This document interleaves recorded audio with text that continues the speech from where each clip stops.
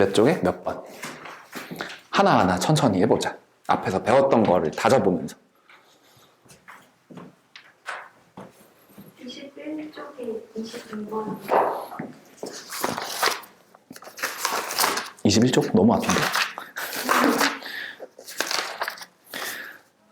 21쪽에 22번. 자, 21쪽에 22번. 원유로부터 합성된 세 가지 플라스틱. 원유가 뭐였어? 원유가 석유였지, 석유. 이게 탄소화합물이었어, 탄소화합물. 탄소화합물이라 그러면 기본적으로 탄소도 있고 수소도 있고 산소도 있고 등등등등 뭐 있는 거잖아. 가와 나는 구성 원소 가지수가 두 가지야. 일단은 무조건 탄소하고 수소는 다 들어가 있어야 돼. 그래서 완전 연소 생성물의 가지수도 일단 탄소가 있기 때문에 CO2 무조건 나올 거고, 그 다음에 수소가 있기 때문에 H2O가 무조건 나올 거야. 근데 다는 얘가 원소가 세 가지인데 완전 연소 생성물은 두 가지래. 그런데 일단은 탄소화합물이니까 C하고 H는 무조건 있어야 된단 말이야. 그리고 뭔가 모르는 거 하나가 더 있는 거지. 모르는 거 하나가 더 있는데도 불구하고 완전 연소 생성물은 두 가지라는 건, 탄소 있으면 무조건 이산화탄소 나와야 되고 수소 있으면 무조건 H2O 나와야 돼. 그러면 얘는 대체 뭐가 들어갈까? 들어갈 수 있는 게 뭐밖에 없을까? 산소밖에 없어. 이렇게 산소. 그래서 1은 끝이야. 기억번에 완전 연소 생성물은 모두 이원자 분자다라고 했는데 원자 3개가 분자가 되는 거지. 그래서 기억번 틀렸고, 니은번에 가와 나를 구성하는 원소의 종류는 탄소하고 수소로 똑같아요. 그 다음에 디귿번에 다는 질소 원자를 포함하고 있다. 질소 만약에 포함하고 있잖아. 질소가 있는데 얘를 연소, 산소랑 반응시키면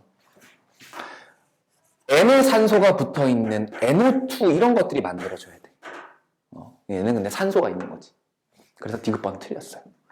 그래서 니은만 정답은 2번. 2번 이렇게 된 거예요.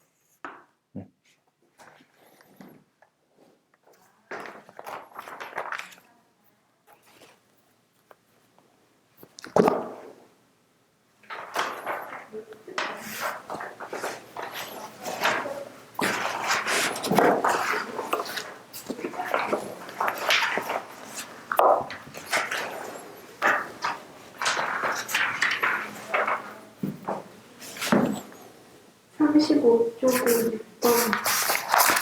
35쪽에 6번. 35에 6번. 자, 35페이지 6번. 원자 한 개의 질량과 원자량을 나타낸 것이다. 그러면은 원자 한 개의 질량이 A가 3분의 5 곱하기 10의 마이너스 24제곱, B는 2 곱하기 10의 마이너스 23제곱, 그 다음에 C는 y 곱하기 10의 마이너스 23제곱, 원자량은 0.5a, x 8a 이렇게 된다고 나와 있네. 이 원자량이라고 하는 게 어떤 거였지? 원자량이라고 하는 정의가? 원자의 상대적인 질량 이런 거 아닌가? 상대적인 질량? 그러면 일단 얘는 안 나와 있는데 요거 두 개를 가지고 한번 봐봐봐.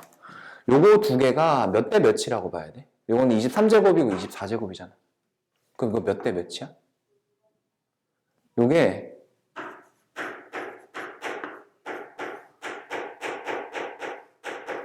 이거잖아. 그러니까 30분의 5, 6분의 1이죠. 6분의 1 곱하기 10의 마이너스 23제곱 대 2지. 그러니까 6분의 1 대 2죠.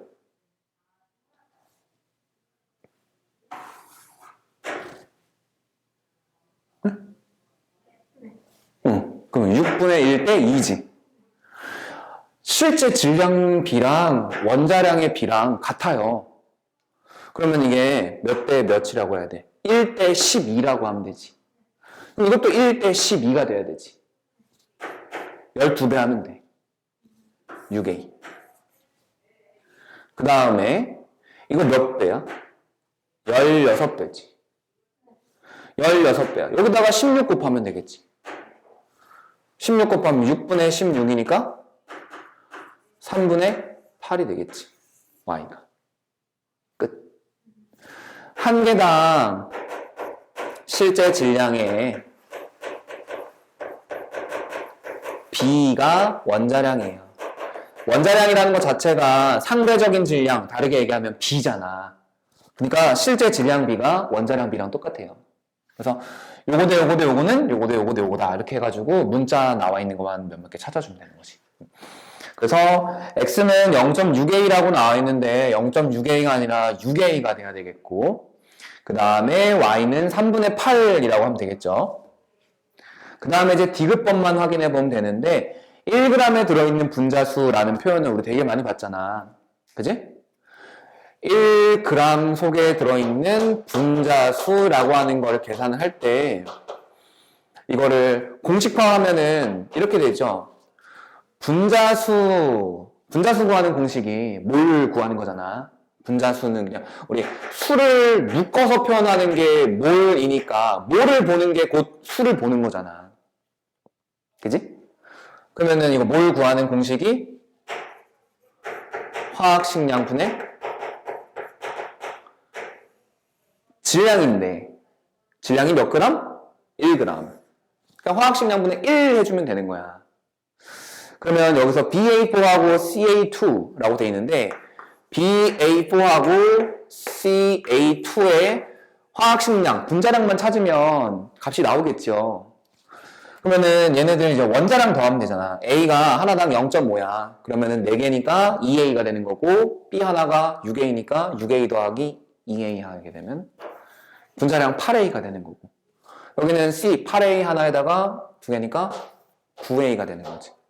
그러면은 BA4의 1g 속 분자수는 8A분의 1이 되는 거고 얘는 9A분의 1이 되는 거니까 BA4가 더 많다 하면 되겠지. 그래서 BA4가 CA2보다 크다 맞는 보기가 되는 거죠. 그래서 디귿번은 맞는 보기네. 그리고 니은번도 맞는 보기였고 기억은 틀린 보기고, 그래서 답은 5번이 되겠네요. 그죠? 이 분자수, 뭐 개수 이런 관계들 잘 정리해봐야 돼. 이런 것들 계산하는 거.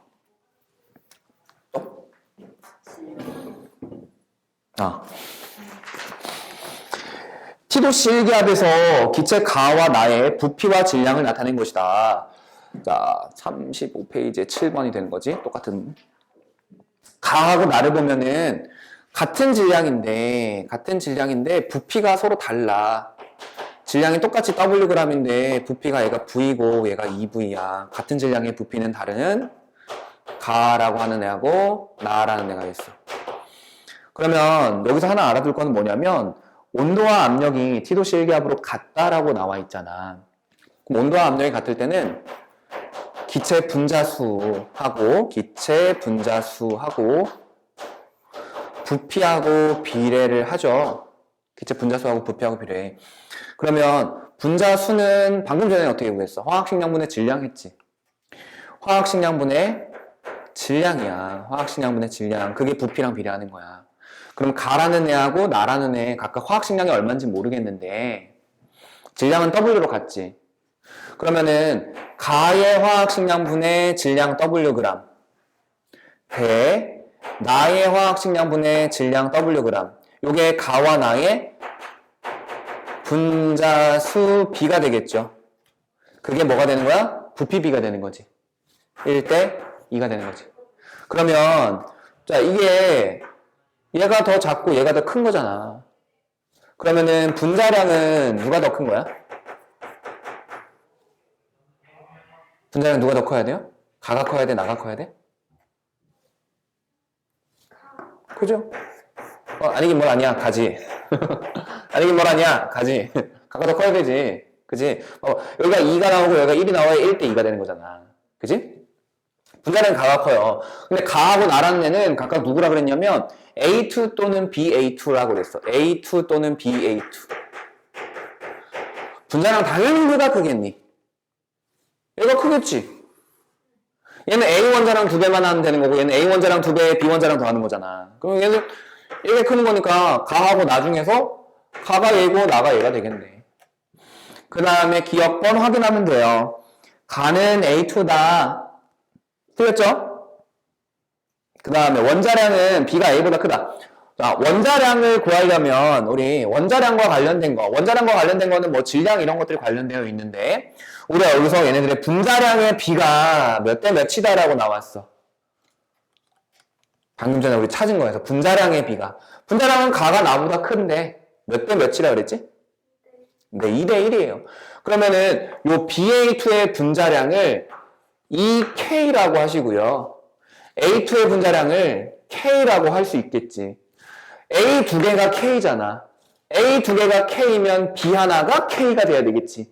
그래서 원자량은 A는 두 개가 K니까 0.5K가 되는 거고 B는 하나당 K가 되는 거지. 그럼 B가 원자량이 더 큰 거네. 그래서 원자량은 B가 A보다 크다. 맞죠? 그 다음에 Wg의 원자수. 근데 A 원자수예요. A 원자수.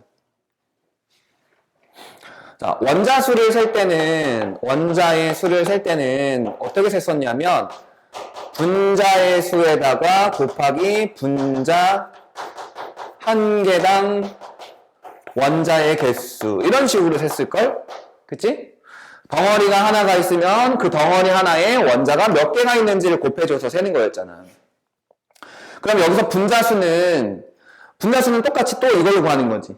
근데 질량이 Wg인 거니까 여기다가 W 넣으면 되는 거고, 화학식량은 여기서 찾은 EK, K 이렇게 넣으면 되는 거지. 그러면은, 자, 가라고 하는 애, 다른 색깔로 할게. 가라고 하는 애는 Wg의 분자수가, 분자량이 EK니까 EK분의 W 이렇게 되는 거고, 그리고 분자 한 개당 원자수 세는데 A 원자수라고 나와 있잖아? 분자 한 개당 A 원자 몇 개야? 2개 있지. 그러니까 여기다가 곱하기 2 해주면 돼. 그럼 나는 같은 방식으로 하면 뭐야? 분자량 K고 질량은 W고 분자 하나당 A가 2개니까 곱하기 2 하면 되는 거지. 얘가 더 크네? 몇 배 커? 2배 크지. 그러면 가와 나에서 같다라고 돼 있는데 나에서 2배로 더 많은 거죠. 아니면 그냥 이거 그냥 머릿속으로 생각을 해가지고 분자수가 똑같잖아. 분자수가 나에서 2배잖아. 분자 하나당 원자수는 똑같아. 분자 하나당 원자수는 똑같은데 분자수가 나에서 2배죠. 그러면 원자수도 나에서 2배가 되겠지. A 원자수도. 그치? 전체 원자수로 하게 되면은 그래도 나가 더 많아. 왜?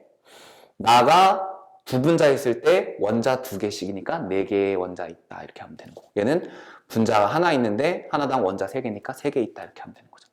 그러니까 이거는 계산을 뭐 이렇게 써가지고 해도 되는데 이렇게 하나하나 써가지고 하다 보면 너무 시간이 오래 걸리니까 그냥 머릿속으로 계산해서 넘겨버리면 돼. 그래서 디귿번은 틀렸고요. 기억 틀렸고 니은 번만 정답은 1번 되겠지. 한번 정리해볼까?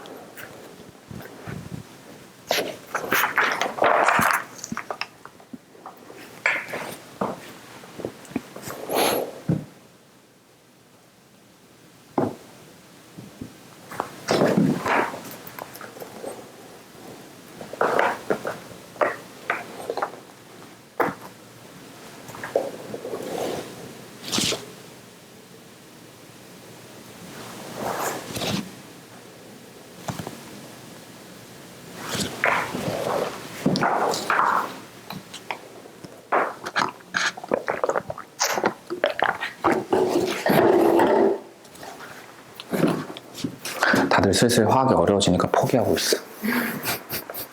근데 어쩔 수 없이 해야 되잖아. 선택했으면 해야 되잖아. 왜 포기를 하지? 인생 포기하는 거랑 똑같은 거 아니야 거의? 아닌가? 또 다음 거.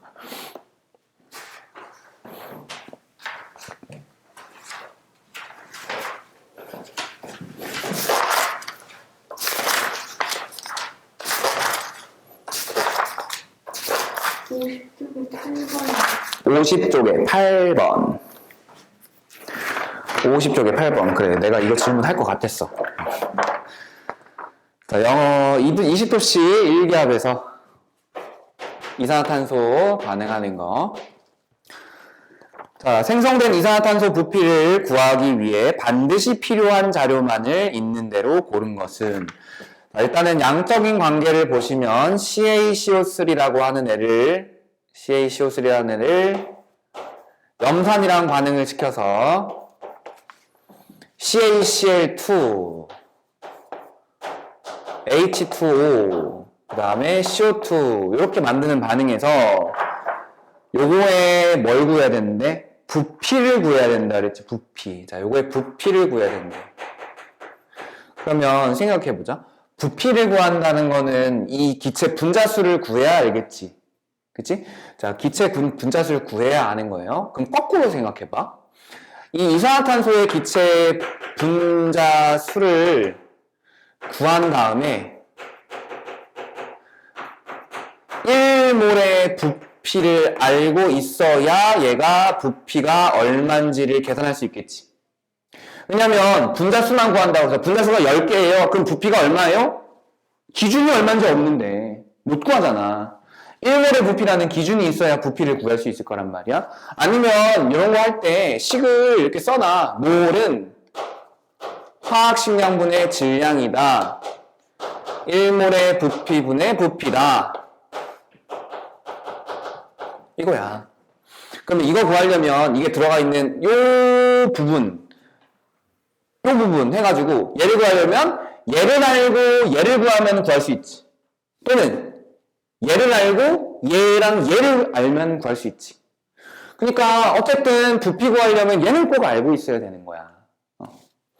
자, 그 다음에 문제에서 뭐라고 했냐면 탄산칼슘 1g을 가의 삼각 플라스크에 모두 반응시킨대. 그러면은 반응한 요 녀석의 질량이 나오는 거잖아. 반응한 질량이 1g이죠. 그럼 얘가 1g 반응했다고 하는데 화학 반응식에서 알 수 있는 거 질량비라든가 요거 하나의 질량 안다고 해서 이거의 질량 알 수 있어? 모르지. 왜? 이 개수는 질량비가 아니었으니까. 그러면은 질량을 뭐로 바꿔줘야 돼?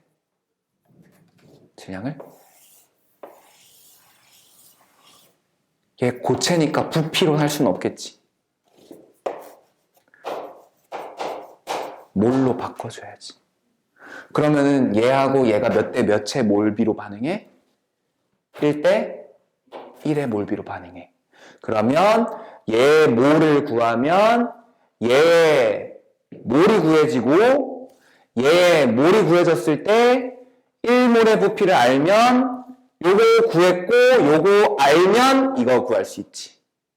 그럼 이제 이걸로 환산하는 것만 해보면 되는 거잖아. 질량을 몰로 환산할 때 얘가 필요하잖아. 그러니까 첫 번째 필요한 거 뭐? CaCO3에 얘의 화학식량이 필요하지.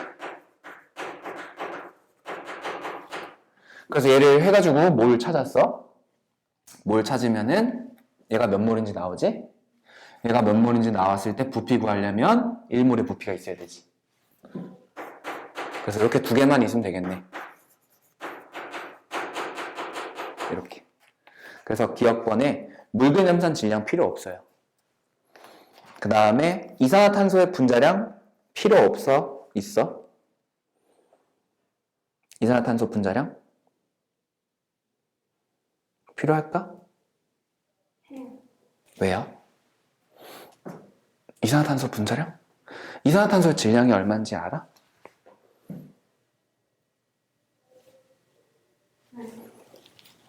자, 문제 과정을 잘 살펴보시면 여기서 가에서 플라스크 질량 측정했지. 다에서 플라스크 질량 측정했지. 근데 가하고 다에는 플라스크 질량이 같을까 다를까? 다를 거예요. 왜 다를까? CO2가 날아간 만큼 차이가 생길 거거든. 그러면은 봐봐. 원래는 아까 얘의 몰 구해가지고, 그지? 얘의 몰 구해가지고 1대 1이다 해서 1몰 부피로 나눠주면 몰이 나온다 하면 찾을 수 있는 거였잖아. 근데 여기서 CO2가 날아간 만큼 차이가 CO2의 질량이 되는 거잖아. 그럼 CO2의 질량이 나오네? 그럼 CO2의 질량이 나왔을 때 CO2의 화학식량 알면 요걸 알 때 요거 구할 수 있겠네. 그래서 여기서는 이게 필요한 게 아니라 이게 필요하겠네. 이렇게 두 개 알고 있으면 요거는 질량 차이로 계산하고 얘를 알고 얘를 알면 요 녀석 구할 수 있잖아. 그래서 이거 두 개가 필요하겠네. 그래서 니은 디귿이 되겠네요. 그죠?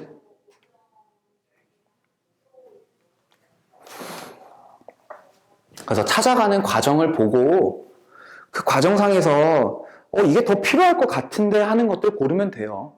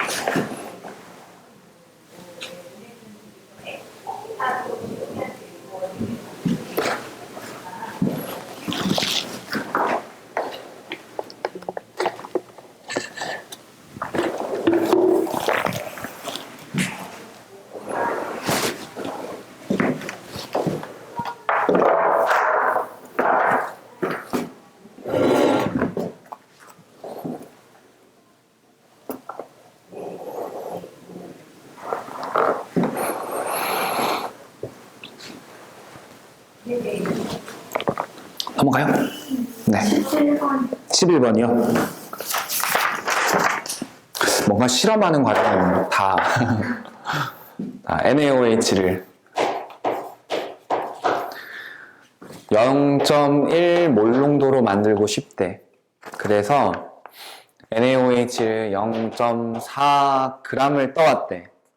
그러면 이 몰농도라는 거는 어떻게 계산하는 거야? 몰농도라는 거는 부피, 용액의 부피분의 용질의 몰 이렇게 되는 거지요. 그러니까 용질의 몰도 구해야 되고 부피도 구해야 되지. 용질의 몰은 몇 몰이야?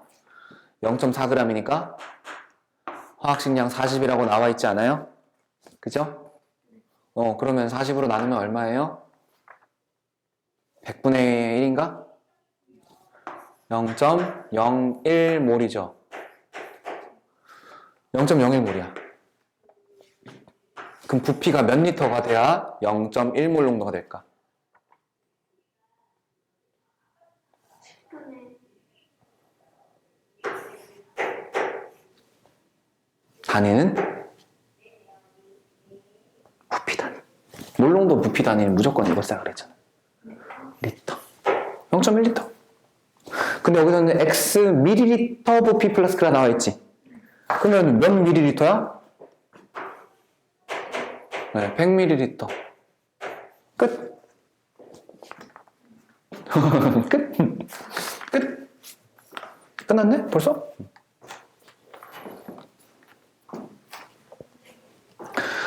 (0.4g을) 넣어가지고 0.1몰 농도 용액을 만들려면 부피 플라스크는 0.1리터, 즉 100ml짜리 부피 플라스크를 써야 된다. 이런 게 되는 거죠.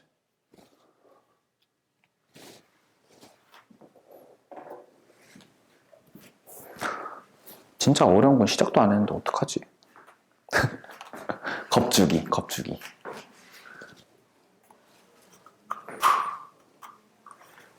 근데 사실인데 진짜 어려운 거 시작도 안 했는데. 그 다음 또 7번이요. 자, 이집도시 1기압에서 52페이지 7번. 20도씨 1기압에서 수소와 산소로 분해되는 반응이다. 반응식을 보니까 H2O2네 그냥 물 액체고요. 두 분자의 H2 기체 더하기 한 분자의 O2 기체 이렇게 나와 있는 상태인데 잘 봐. 여기는 액체고 여기는 기체니까 얘네 둘 사이에서는 개수비가 부피비 성립하죠. 그렇지만 모든 반응식의 개수는 분자수비, 몰수비까지는 다 성립하지. 2대1의 부피비로 나오는 거고 2대1의 분자수비로 반응하고 몰비로 반응한다. 여기까지 되죠? 자, H2가 48ml가 생성되었을 때라고 했어. 자, H2가 48ml가 생성되었을 때, 이게 플러스 생성됐다라고 해보는 거야. 부피비는 몇 대 몇이지? 2대1로 만들어져야 되잖아. 그럼 48ml 만들어졌으면 여기는 23ml가 만들어져야 돼. 그러면 O2의 부피는 일단 24ml야. 자, 근데 아까 얘네가 2대1의 분자수 비는 됐지만 요 녀석이 액체이기 때문에 부피비는 안 되죠. 얘는. 대신에 분자수 비는 되잖아. 그럼 요거 분자수를 찾으면 되겠네? 얘 분자수랑 얘 분자수랑 똑같지? 그러면은 부피를 분자수, 부피를 몰로 바꿔야 되잖아. 그럼 또 이 공식이다? 부피를 몰로 바꿔야 되는 거야. 1몰 부피로 나눠주면 되지. 근데 1몰 부피 거기 나와 있어? 나와 있네. 24리터라고. 그럼 부피를 1몰 부피로 나눠주면 되는데 1몰 부피 단위는 리터잖아 지금. 근데 얘는 밀리리터지. 그러면은 어떻게 해야 돼? 리터로 바꿔줘야지. 자, 요거 어떻게 하면 돼요? 24리터로 나눠주는 건데 48ml니까 밀리는 1000분의 1리터죠. 이렇게. 요거 이렇게 쓰면 되지. 그럼 뭐 이거 이렇게 해가지고 2 하면은 이건 뭐야? 0.002몰 이렇게 되는 거지. 1000분의 2니까. 그러면 1대1 반응하는 거잖아. 2대2, 1대1. 그러면 얘가 얼마나 반응한다? 근데 우리가 구해야 되는 게 뭐라고 나와 있냐면 H2O의 양 거기 넣고 몰 나와 있지. 이것만큼은 돼. 0.002, 그 다음에 24. 요거 선택지 고르면 되겠네. 0.002, 24, 정답 4번.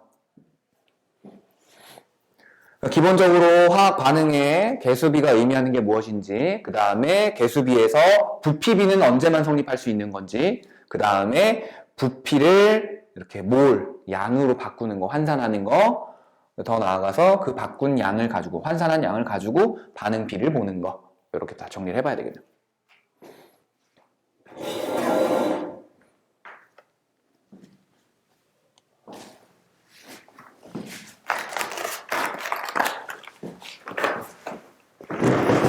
아이고.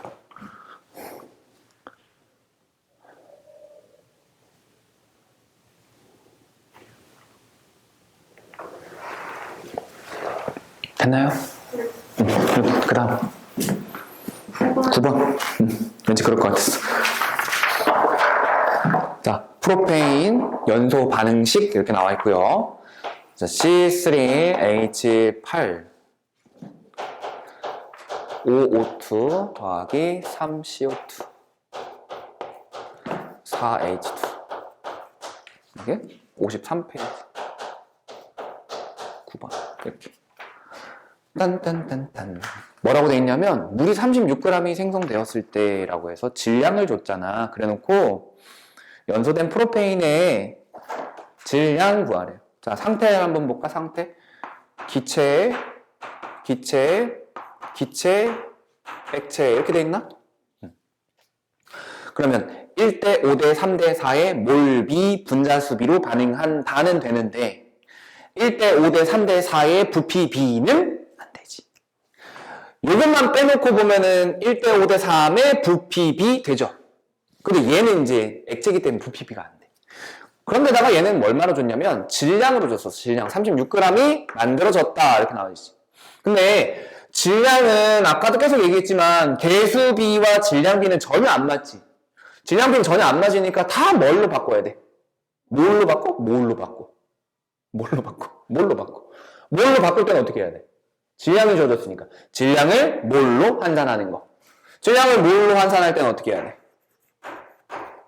다시 쭉 와가지고 질량을 뭘로 환산할 때는 화학식량으로 나눠주자. 그럼 화학식량 얘가 얼마니? H하고 C하고 O의 원자량을 줬잖아. 근데 이제 너무 많이 하니까 외워 이제.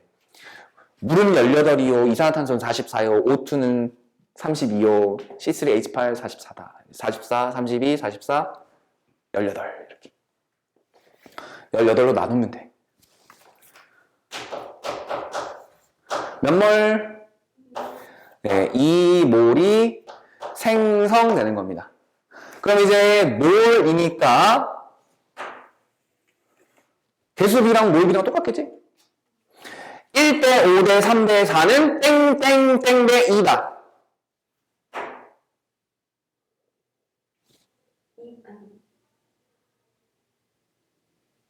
1대 5대 3대 4는 땡땡땡 대 2다.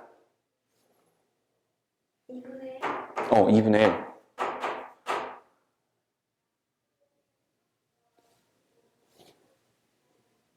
다 반씩 하면 되는 거 아니야? 민서야, 너 왜 수학할 때는 엄청 잘하면서 과학할 때 산수는 왜 이렇게 외정지가 와? 너 이거 반했잖아. 그럼 이것도 반하고 이것도 반하면 되는 거 아니야? 그치? 아니, 그 수학 어려운 거 할 때는 잘하면서 왜 이 산수할 때는 뇌정지가 오는 거야? 갑자기? 그럼 과학에서 산수하니까 그냥 좀 싫은 건가? 그래서 그냥 과학이랑 수학은 뗄래야 뗄 수가 없거든? 대학교 가면 과학 공부하기 위해 수학 공부를 해야 될 정도로 뗄래야 뗄 수가 없어요. 과학을 하기 위해 수학을 이용합니다. 수학은 과학을 이용하는 학문이야. 그러니까 수학은 과학이 그냥 이용하는 학문일 뿐이에요. 수학이 뭐 중요해? 과학이 중요하지. 아니야, 수학도 중요해. 얼마라고? 2.5. 여기는 1.5. 근데 우리 구해야 되는 거는 누구예요? 프로페인의 부피지. 근데 우리 프로페인에 몰만 구했잖아. 몰. 프로페인이 0.5몰 반응한다. 그러면 몰을 이번엔 또 뭘로 바꿔줘야 돼? 부피로 바꿔줘야 되는 거지. 몰을 부피로 환산할 때는 뭐가 필요해요? 다시 넘어가서 몰을 부피로 환산할 때는 요 녀석이 필요하지. 그치? 요 녀석 곱하면 얘가 나오잖아. 1몰 부피 얼마래 거기? 24. 그래요. 그럼 여기다가 곱하기 24 하면 돼요. 그럼 부피는 몇 리터?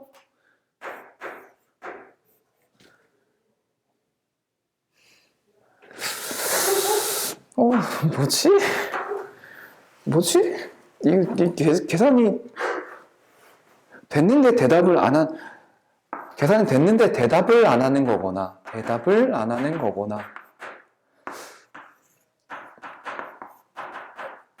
이건데, 이거는 사실 0.5 곱하기 24, 에이, 설마, 그냥 대답 안 하는 거겠지, 그치? 에이, 설마 0.5 곱하기 24가 이렇게 느리려고. 에이, 설마. 그래서 12리터가 답이 되겠죠? 천천히 양의 관계를 먼저 파악을 한 다음에 구하는 거예요.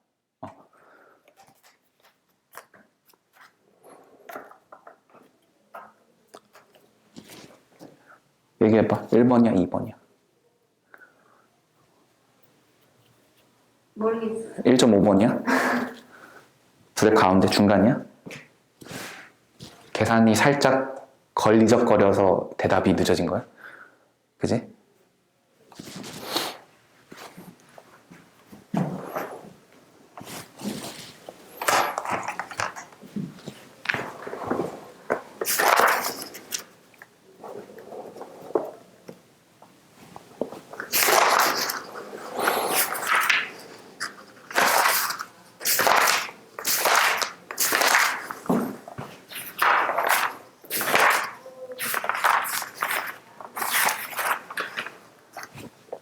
됐어요?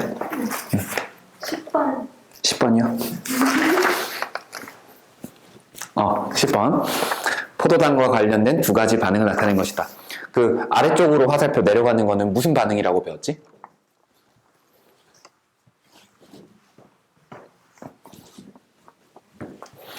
야, 왜 그래? 어? 배웠잖아. 왜 그래? 화살표 아래로 내려가는 거 C6, H12 우리가 맨날 쓰던 방식으로 안 써놓고 오른쪽 화살표로 써놔야 되는데 아래 화살표로 써놔서 그런 거지? 이거 세포호흡이잖아. 그 다음에 위에 화살표는 세포호흡 반대니까 광합성이지. 대답 잘하네. 그거 봐. 내가 맞네. 위아래 화살표라서 대답을 못한 거고 오른쪽 왼쪽이면 아는데 위아래라서 대답을 못한 거네. 포도당 45g이 반응할 때 전체 분자수는 2.2분의 5몰 증가한다. 자, 포도당이 45g이 반응할 때래. 그럼 일단은 포도당에 45g이라고 그랬는데 양적인 관계를 확인하려면 분자수로 바꿔야 된다 했잖아. 몰로. 그러면은 또 이거네. 몰은 질량을 화학식량으로 나누는 거고. 그럼 뭐 이거를 화학식량으로 나누면 몰이 나오는 거니까. 몇 몰이지? 화학식량이 180이죠? 180? 180이니까 180으로 나눠줘. 이거 2배 하면 90이니까 4배 하면 180 되겠죠? 4분의 1. 0.25몰. 그러면 기억번에서는 포도당 45g이 반응할 때라고 했으니까, 자, 포도당 45g이 반응할 때면 포도당이 0.25몰 반응한다 할 수 있겠죠. 이거 마이너스. 1대 6이니까 산소는 몇 몰 반응한다? 이거 6배니까 1.5몰 반응한다. 이렇게 되겠고. 그 다음에 이산화탄소 1대 6이죠, 똑같이. 그러면은 이산화탄소는 이번에 1.5몰이 생성되는 것이고, 그 다음에 똑같이 이제 1.5몰이 생성되는 것이다. 이렇게 볼 수 있겠죠. 그러면은 사라지는 거, 감소하는 거는 1.75죠. 만들어지는 거는 얼마야? 3이죠. 그러면은 전체 변화는 어떻게 될까? 1.25만큼 증가하는 거죠. 1.25면은 2분의 5몰인가요? 아니죠? 이거 1.25몰 증가하는 거는, 이거는 4분의 5죠, 4분의 5. 4분의 5. 이거 초등학교 때 이렇게 알려주지 않아? 이거 1과 4분의 1. 그치? 1과 4분의 1. 맞잖아. 나 초등학교 과정 되게 열심히 했거든. 자랑하고 싶었어. 초등학교 과정 되게 열심히 했는데 중고등 과정 열심히 안 했거든. 자, 이렇게 되죠? 그러니까 4분의 5몰 증가하는 거지 2분의 5몰 증가하는 게 아니라.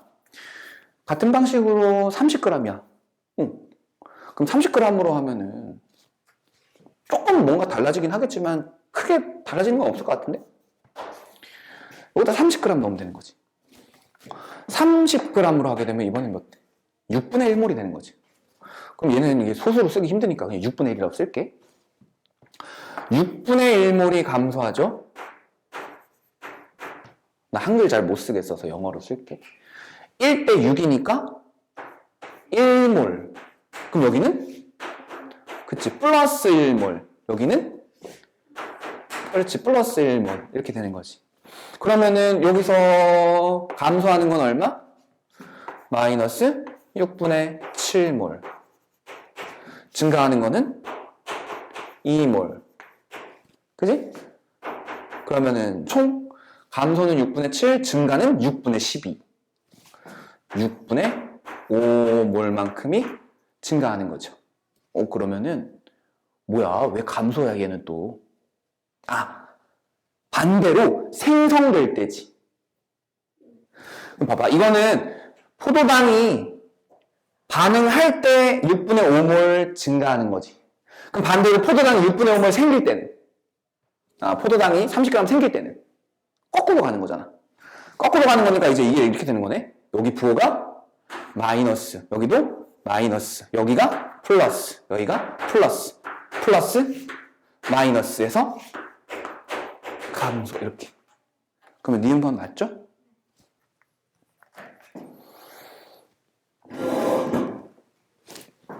그 다음에 디귿번도 여기다가 바로 밑에다 써볼까? 그대로.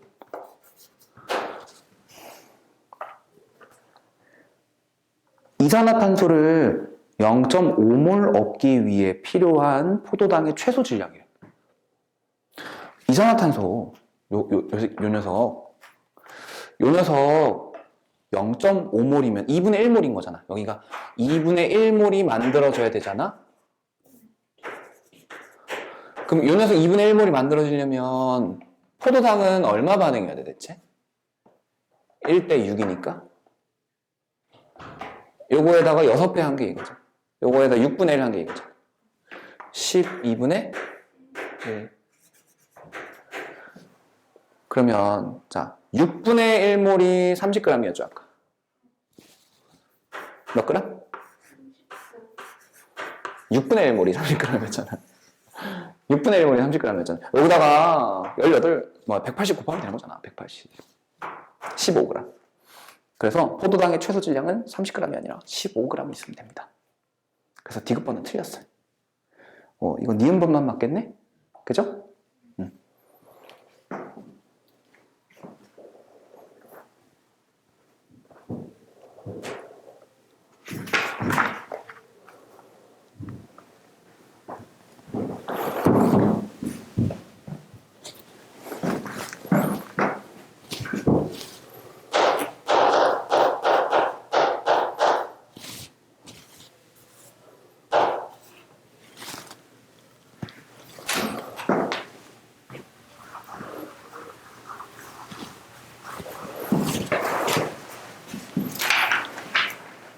아니네. 아니네. 14번. 14였어? 14구나? 그래. 자, 그래? 왠지 13번일 것 같았는데. 자, 20도씨 1기압에서 묽은 염산 100ml가 담긴 삼각 플라스크에다가 탄산칼슘 1.5g을 넣고 반응시켰을 때 시간에 따른 삼각 플라스크의 질량을 나타낸 것이다. 자, 그러면은 일단은 이거 어떻게 생각해야 될까? 지금 처음에는 202.81g만큼 있었는데 T초 후에는 이제 더 이상 반응이 진행이 안 되는 거죠. 반응이 끝난 거지. 그랬을 때 몇 그램? 202.37g 이렇게 됐어. 이거 왜 줄어들었지? 네, 이산화탄소 날아갔어요. 이산화탄소가 몇 g이에요? 여기서 이거 빼면 되는 거잖아. 0.44g이 되겠네? 자, 근데 이산화탄소 분자량이 얼마예요? 왜 분자량을 물어봤을까? 양의 관계를 봐야 되잖아.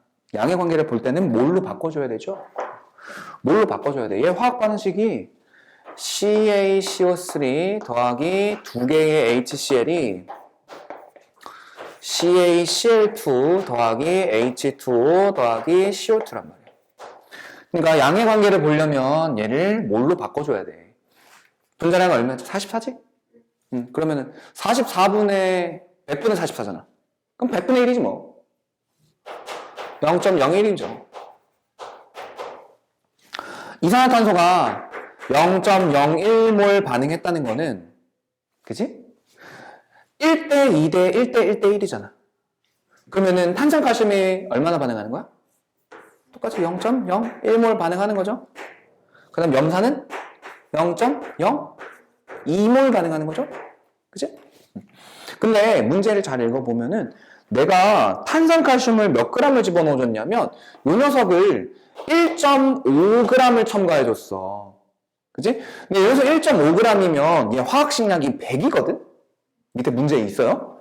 화학식량이 100이면 이거 100으로 나눠주면 0.015몰이야. 근데 0.01몰만 반응했지. 그러면은 얘가 얼마나 남아야 돼요?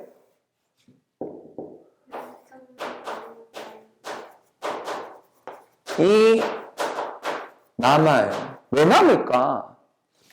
얘가 없으니까. 염산이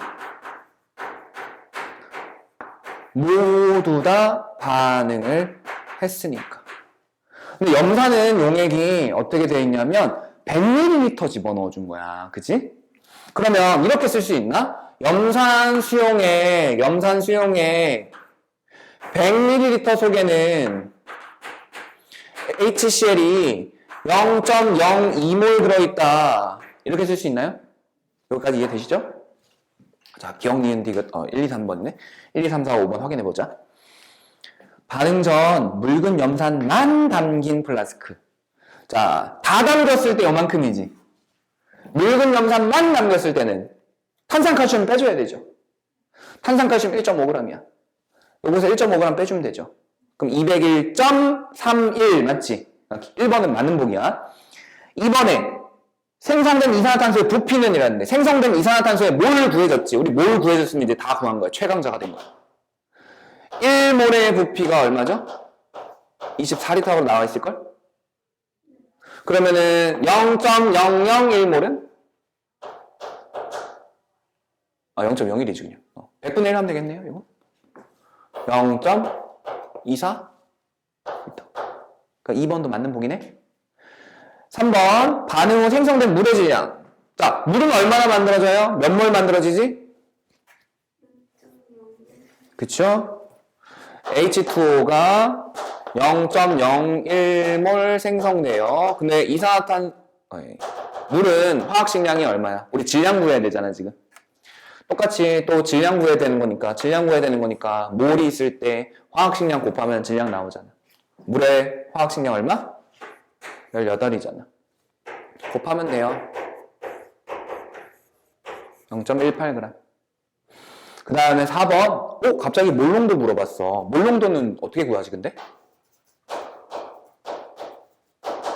용액의 부피 리터 단위 분의 몰 이거죠. 근데 여기 써놨잖아. 부피는 얼마? 100ml 0.1리터. 용질은 몇 몰?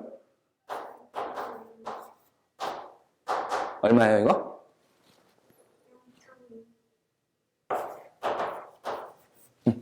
이렇게 되지. 그러니까 4번은 틀린 보기가 되겠네. 그 다음에 5번 5몰이래. 0.005몰 남았죠? 그러니까 5번은 맞는 복이네요. 그래서 답은 4번 이렇게 체크하면 되겠네.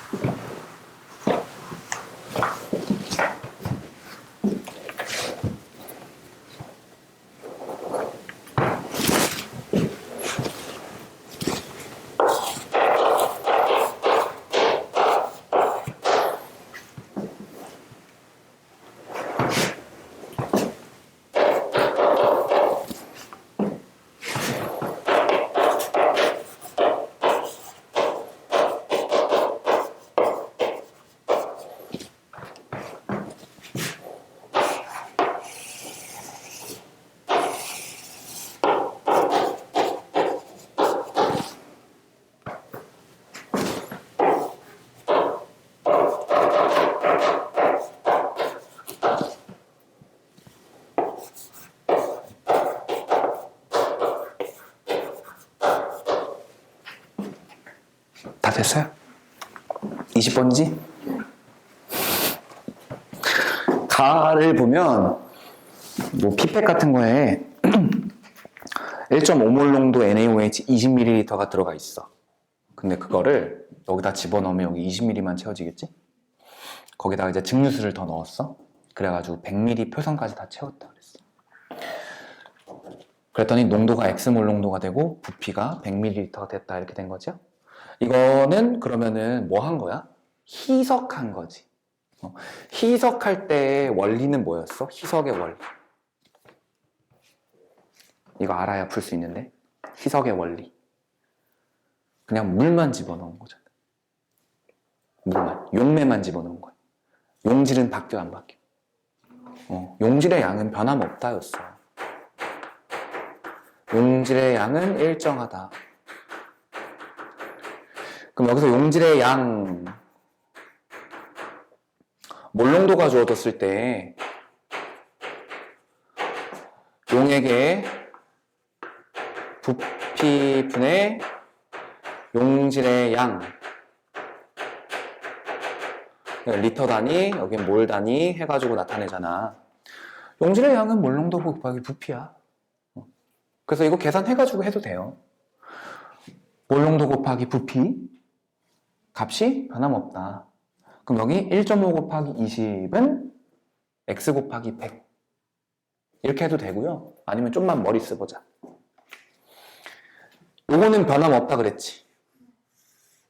부피가 몇 배가 됐어? 예, 5배가 됐어. 몰농도는요 그러면 1.5의 5분의 1 얼마야? 그치. 이렇게 바로 찾을 수 있어. 그러면 이렇게 끝났지? 근데 기억번을 보면은 가에 들어있는 NaOH의 질량을 물어봤어. 그러면 NaOH의 질량을 찾기 위해서는 먼저 얘부터 찾아봐야지. 1.5몰 농도 20ml니까 자 NaOH는 얼마나 들어있냐면 네, 여기 곱할 때 잘해야 돼. 몰 농도 일단 얼마?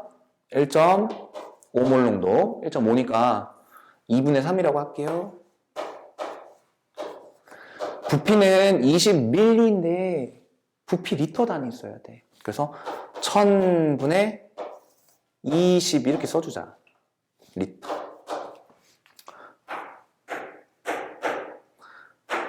(0.03몰) 100분의 3이니까. 근데 얘가 화학식량이 얼마냐면 40이에요, 40. 몰을 질량으로 환산하는 거 해야 되잖아, 우리가. 그럼 여기다 곱하기 얼마 하면 돼? 40 하면 질량이 나오죠. 그럼 이거 얼마야?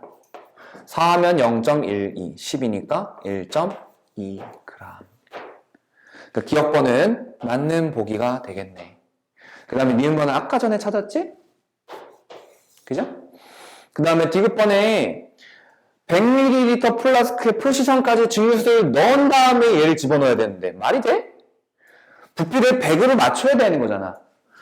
100을 넣은 다음에 요놈을 집어넣으면 넘쳐 120으로. 그치? 그러니까 어떻게 해야 돼? 얘를 넣고 표선까지 해야 되지.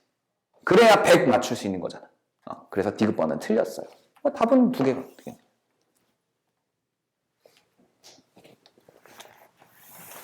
그래서 그 앞에서 특정한 몰농도의 용액 만들기 할 때도 우리가 마지막에 이제 증류수를 식기병으로 계속 더 넣어주면서 표선까지 채운다, 표선까지 채운다 이렇게 했잖아, 그치? 마지막에는 증류수만으로 표선까지 채워야 돼, 무조건. 뭐 희석을 하는 거든 용액을 제조하는 거든 항상 마지막에 증류수로 표선까지 채워야 돼요. 안 그러면 농도가 바뀌어요.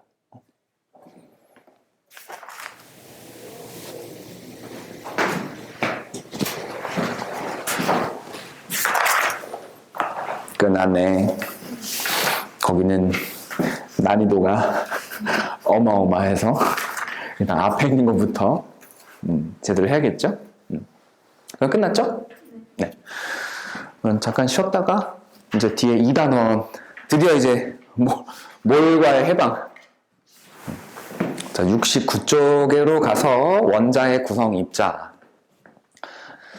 자, 원자의 구성 입자를 보면은 일단 우리 배웠던 것만 따져보면은 원자는 원자 핵과 전자로 구성되어 있다 이렇게 돼 있었고 원자 핵에는 양성자, 중성자 이렇게 있다 했잖아.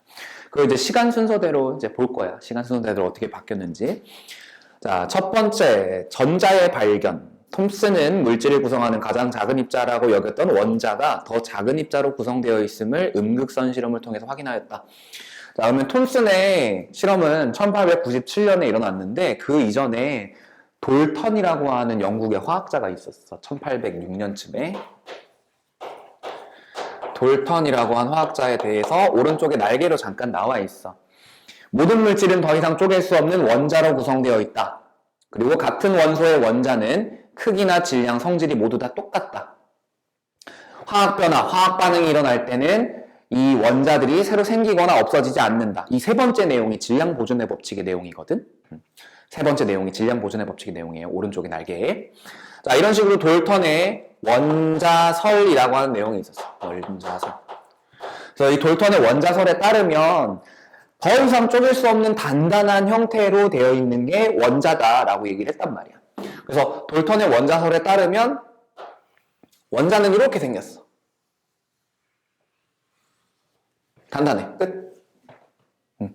이게 끝이야. 원자는 이렇게 생겼어. 근데 눈에 보이지 않을 만큼 작다. 얘가 화학 반응이 일어나도 바뀌지 않는다.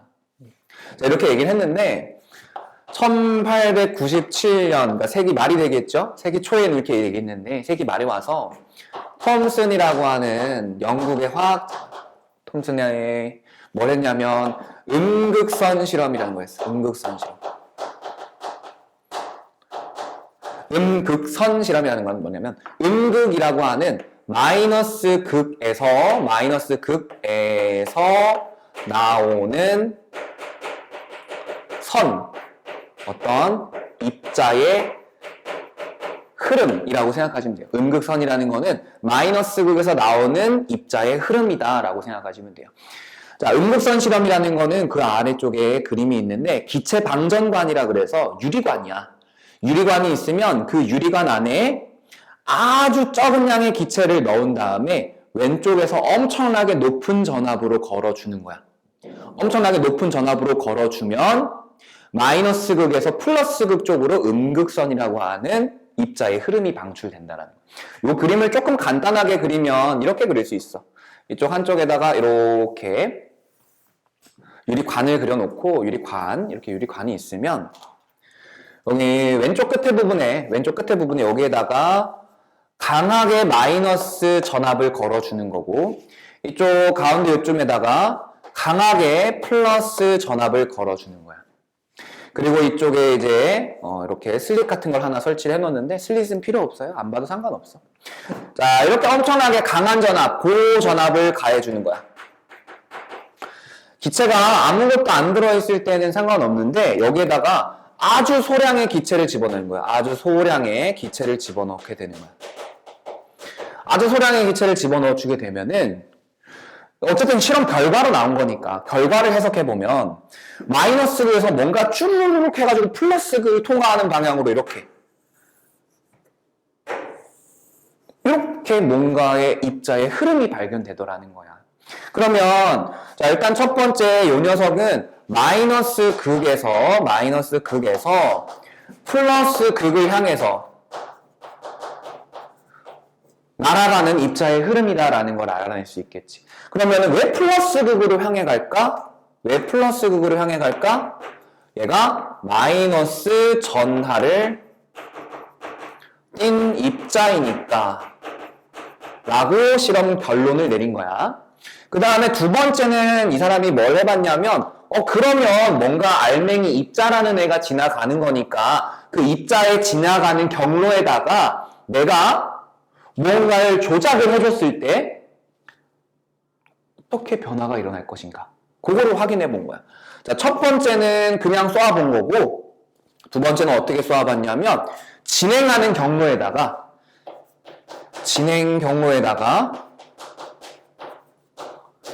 막대를 세워놨어. 막대기를 세워놨어.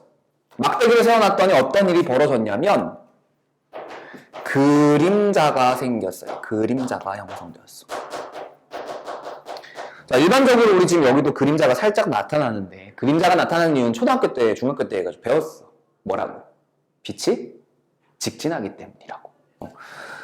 해가 이렇게 났는데, 해가 났는데, 여기다가 이렇게 막대기 세워놓으면은 햇빛이 직진하고, 여기는 햇빛이 도달하지 못하기 때문에, 여기 뒤쪽으로 이렇게 그림자가 생긴다. 이렇게. 그치? 만약에 햇빛이 직진하는 게 아니라 막 꺾이면, 꼬부랑 꺾여서 일로 와. 꼬부랑 꺾여서 일로 와. 그러면은 여기에 빛이 도달하니까 어둡게 안 보이겠지. 그래서 그림자가 형성한다라는 결론을 이렇게 내린 거야. 아, 얘는 직진성을 갖는구나라고. 직진성을 갖는구나라고. 그 다음에 세 번째, 이번에는 진행 경로에다가 심심했나봐. 바람개비를 설치했어. 바람개비. 그랬더니 바람개비가 회전하더라는 거야. 바람개비가 회전하더라는 거야. 자, 바람개비가 회전한다라는 거는 물체를 운동시킨다라는 거고, 물체를 운동시킨다라는 거는 누군가가 이렇게 갖다가 때리는 건데, 물리적으로 봤을 때는 질량을 가지고 있는 애가 때려야지만 얘가 회전을 할 수 있는 거란 말이야. 그래서 이걸 보고 질량을 가진 입자이다.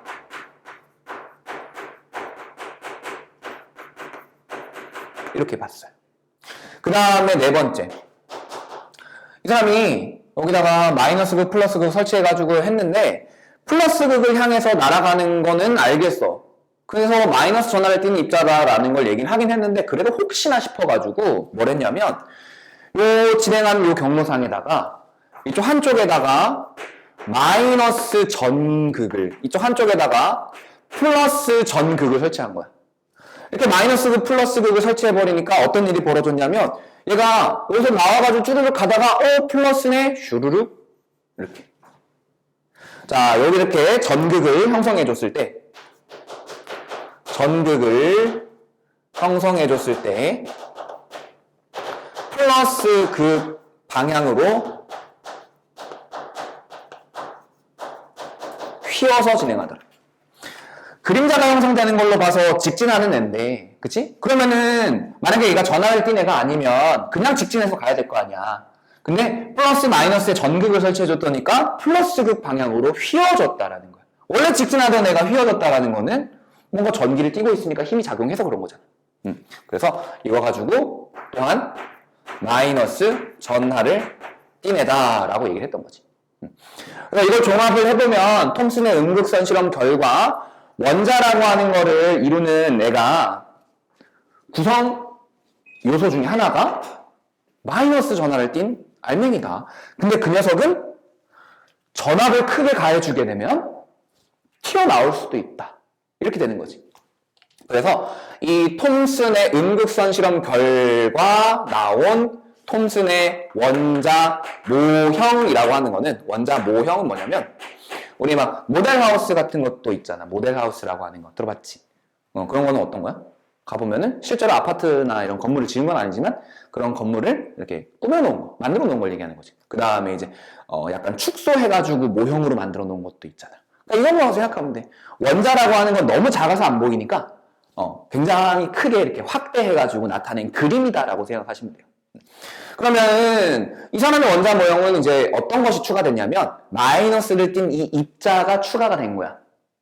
그러면은 자, 돌턴 이 양반도 영국의 화학자, 톰슨 이 양반도 영국의 화학자. 영국인들끼리 지들끼리 싸우면 안 되니까 어떻게 했냐면 이런 모습은 그대로 갖추고 이런 모습은 그대로 갖추고 마이너스를 띠고 있는 전자가 콕콕콕콕콕 이렇게 박혀있는 이런 형태다. 사람같이 생겼는데 이렇게.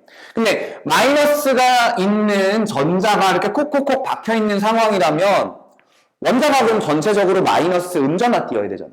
근데 원자는 중성이죠. 그래서 여기다가 이렇게 나타낸 거야. 이게 무슨 뜻일까? 구 자체가, 원자 자체가 플러스 전화 띄고 있는데 거기에 마이너스라는 전자가 콕콕콕 박혀있기 때문에 전체적으로 중성이다. 플러스 전하를 띤 구의 원자가 되겠죠? 마이너스 전자가 박혀있는 구조. 이렇게. 이 19세기죠? 19세기 말 영국에서는 이런 게 유행했나 봐. 푸딩인데 건포도가 박혀있는 푸딩. 무슨 말인지 모르겠어. 무슨 맛인지 모르겠는데 건포도가 박힌 푸딩. 그래서 톰슨이 이 모형을 보고 딱 얘기하길 건포도 푸딩이야 이거는. 이렇게. 건포도가 박혀있는 푸딩이야 이렇게. 그래서 건포도 푸딩 모형이라고 그래요. 근데 좀 이상하지? 그치? 왜 푸딩에다가 건포도를 박아? 망고 푸딩도 아니고, 그치? 맛이 이상할 것 같은데.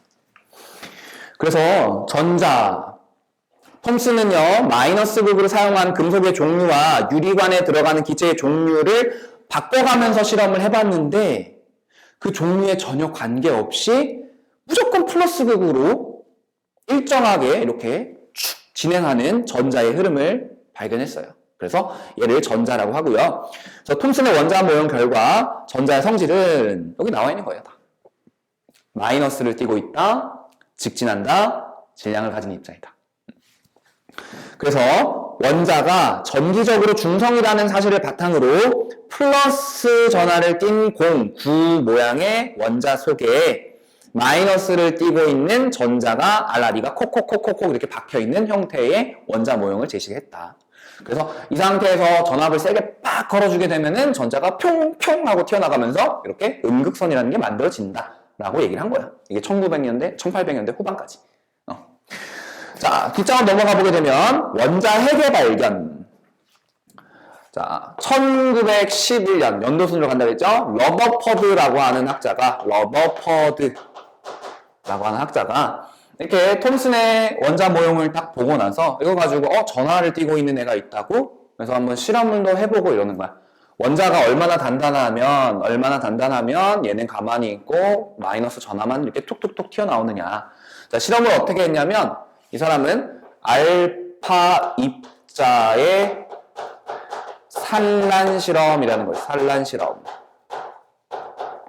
자, 산란 실험이라는 거. 산란이라는 거는 반사되어 나가는 거, 튕겨 나가는 거의 일종인데, 튕길 때 얘가 일정하지 않게 여기로도 튀기고, 저기도 튀고, 여기도 튀고, 저기도 튀고 해가지고 이렇게 퍼져나가는 거. 요걸 가지고 산란이라고 해요. 자, 러더퍼드의 알파 입자 산란 실험은 이 알파 입자라고 하는 애를 원자에다가 쏘아주는 거야. 원자에다가 쏘아줬을 때 반사, 튕겨져 나와서 산란되는 모양을 보고 이제 유출을 하려고 실험을 했던 건데, 추후에, 나중에 이제 밝혀진 바로는 이 알파 입자는 어떤 거였냐면, 우리 앞에서 배웠던 헬륨이라는 애가 있어요. 헬륨. 이 헬륨의 원자 핵이라고 하는 애인데, 얘는 이제 플러스 전하를 띠고 있어. 핵이니까 플러스 전하 띠고 있겠지. 나중에 밝혀진 거는 원자 핵인데, 헬륨 원자 핵인데, 이때 당시에는 이 알파 입자가 뭔진 몰랐어. 뭔진 모르고, 그냥 되게 조그만한 플러스 전하를 띤 애다 라고 생각을 했던 거야. 자, 이 알파 입자라는 애를 쏘아주는데 어디다가 쏘아주냐면 원자의 모습을 봐야 되잖아, 그치? 원자의 모습을 봐야 되기 때문에 아주 얇게 제작된 금박에다가 쏘아준 거야. 여기가 금박이에요, 금박. 아주 얇게 제작된 금박. 아주 얇게 제작된 금박에다 쏘아가지고 이 금박을 이루고 있는 원자들이 탁탁탁탁 배치가 되어 있을 때 이 알파 입자라는 애가 어떤 식으로 금박을 통과해서 진행할 것이냐 이렇게 생각을 한 거예요. 자, 그래서 이렇게 금박을 통과해가지고 나오는 알파 입자를 봐야 되잖아, 그지? 어디에 나오는지. 그러기 위해서 뭘 설치했냐면 요 금박 주변으로, 그 그림에서 나와 있죠? 금박 주변으로 이렇게 형광 스크린을 쫙 설치한 거야. 이렇게.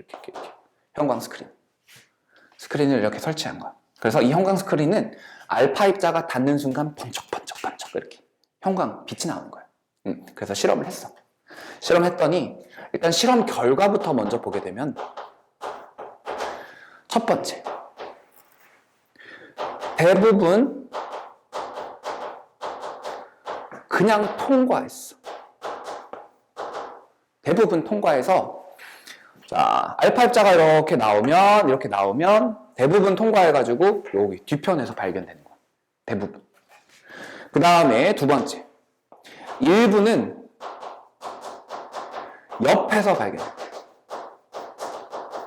일부는 옆에서 발견되는 거. 어디에서? 여기 이런 데서 일부. 그 다음에 세 번째, 극히 일부는 아주 조금은 반대편에서 나와. 자, 쉽게 얘기해서 이건데 요 1, 2, 3번을 제가 색깔 다르게 펜으로 한번 나타내면 대부분 통과는 이거지, 그치? 대부분 통과는 이거야. 그 다음에 일부는 옆에서 가다가 퓨 가다가 통과하면서 퓨 이렇게 일부는 옆에서. 그 다음에 극히 일부는 반대편에서 가는데 퓨 이렇게. 자, 그러면 이런 결과가 나왔다라는 거는 어떻게 생각할 수 있을까? 대부분 통과한다라는 거는 뭔가 비어있는 공간이 있기 때문에 그냥 지나갔다라고 생각할 수 있겠지. 근데 대부분 통과니까 실험 결과는 이런데 그에 대한 결론은 대부분 빈 공간으로 있지 않겠냐. 대부분 빈 공간으로 있어야 금박이 이렇게 있지만 빈 공간이 굉장히 많으니까 대부분 다 통과해서 바로 뒤편에서 발견되지 않겠냐라는 결론을 내린 거야. 그 다음에 일부는 옆에서 나왔대. 일부가 옆에서 나왔다라는 거는 뭔가 휘어지게 하는 이 플러스 전화를 띄게 하는 플러스 전화를 띈 애를 휘어지게 하는 또 다른 플러스 전화가 집중된 어떤 입자가 있는 거 아니겠냐 이렇게 얘기를 한 거야. 플러스 전화가 집중되어 있으니까 집중된 전화로 인해서 알파 입자가 휘어지게 되는 거 아니겠냐라는 결론을 내린 거야. 그 다음에 극히 일부는 반대편에서 발견된다. 자, 우리가 알파 입자라는 애를 그냥 하나의 공이라고 생각해봐. 이 공을 금박에다가 던졌을 때 공이 튕겨 나오려면 누군가가 되게 단단한 애가 있어야 되겠지. 예를 들면은 내가 여기다가 볼링공을 놔뒀는데 볼링공에다가 볼링공을 던지게 되면은 어떻게 돼? 볼링공이 부서지나? 볼링공 부서지면 안 되지. 볼링공이 튕겨 나가죠. 그치? 근데 내가 볼링공에다가 야구공을 던졌어. 그럼 어떻게 돼?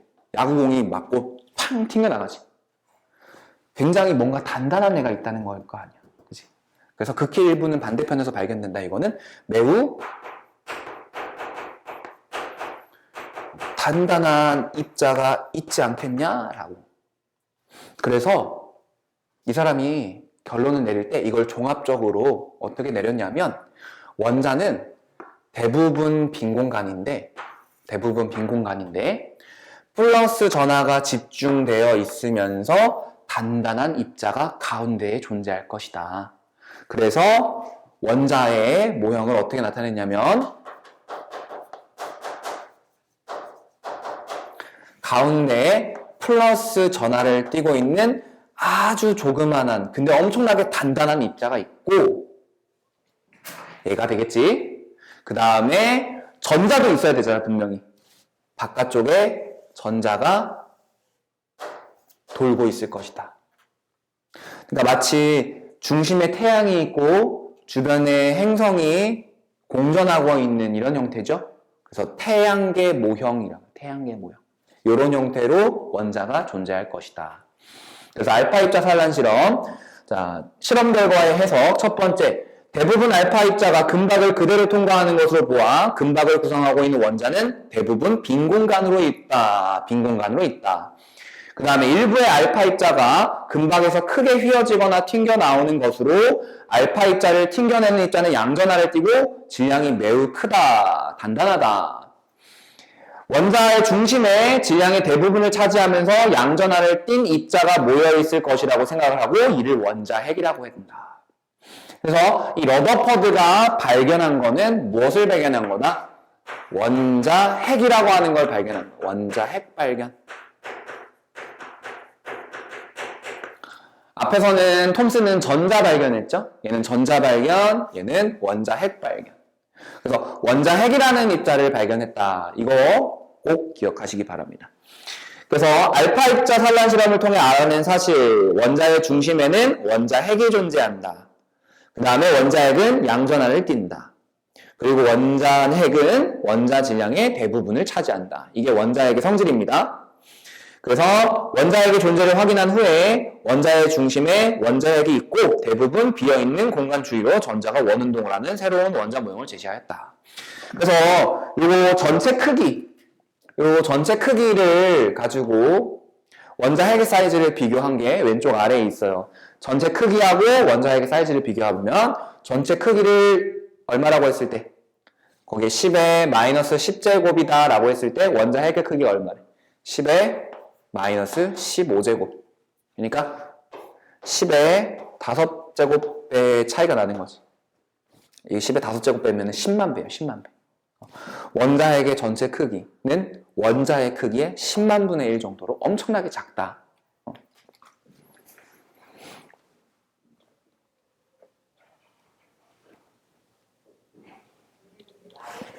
자, 그 다음에 한 가지 더. 왼쪽에 날개 3번으로 가면 러더퍼드가 알파 입자 산란 실험에서 예측한 결과. 자, 예측한 결과는 어떤 거냐면 기존의 원자 모형이 이렇다라고 발표를 했잖아. 그지? 그래서 이 사람은 원자가 실제로 이렇게 생겼을 것이다 라고 예상을 했던 거야. 그래서 이러한 모양이라면 알파 입자 산란 실험을 했을 때 실험의 결과가 어떻게 나타날 거다. 왼쪽에 날개에 있는 것처럼 나타날 거다라고 예상을 했었어. 톰슨의 원자 모형이 옳다고 믿었고 알파 입자가 전자에 비해 매우 무겁기 때문에 알파 입자는 금박을 통과해서 거의 그냥 그대로 직진할 거라고 생각했던 거야. 톰슨의 원자 모형대로라면 이 사람 실험이 그냥 대부분 직진하는 걸로만 나올 거라고 생각을 했던 거야. 근데 실제로 실험을 해보니까 이렇게 옆에서 그리고 튕겨 나오는 거 이런 것들이 나온다라는 거지. 그럼 그걸 보고 이 새끼 거 잘못됐네? 내가 더 짱인데? 약간 그런 거. 이게 잘못됐네? 내가 더 짱인데? 이렇게 가운데 원자 핵이 있고 주변에 전자 이렇게 빙글빙글 돌고 있는 모형을 제시하였다. 그래서 원자를 구성하는 입자를 보게 되면은 원자 핵까지는 이렇게 찾아냈지, 그지? 원자 핵까지는 찾아냈어. 자, 더 다른 입자, 더 깊숙하게 입자들 어떤 것들을 찾아내느냐?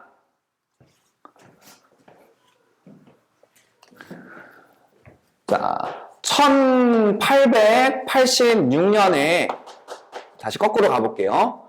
우리 골트슈타인이라고 하는 사람이 있는데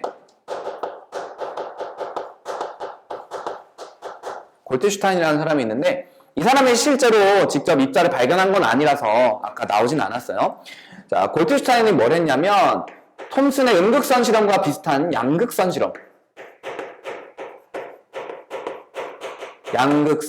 실험이라고 하는 걸 했어요. 양극선 실험은 뭐냐면 음극선 실험이랑 반대야. 양극 뭐예요? 플러스 극에서 나오는 입자의 흐름.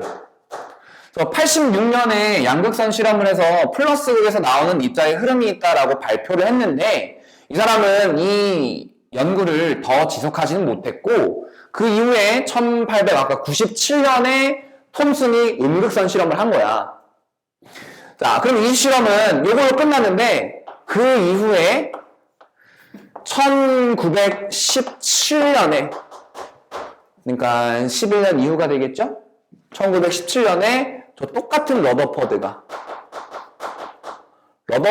이어받아서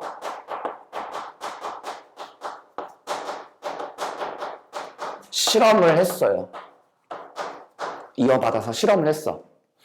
자, 똑같은 실험을 한 건데 1886년에 했던 양극선 실험을 러더퍼드가 조금 변형시켜가지고 실험을 한 거예요. 그래서 이 러더퍼드가 이어받아서 실험을 했을 때 결과적으로는 어떤 걸 찾아내냐면 양성자라고 하는 녀석, 양성자의 존재를 찾아냈어요. 양성자의 존재를. 이 사람은 원자핵이라는 걸 찾아냈잖아. 그리고 그 원자핵이라는 게 플러스 전하를 띠고 있다라는 걸 찾아냈잖아. 그죠?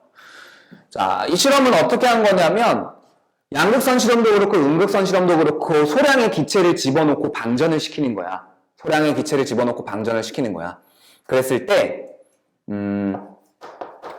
전하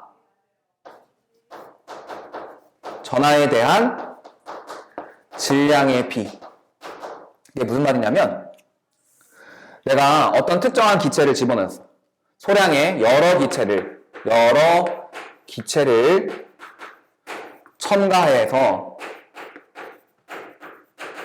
실험한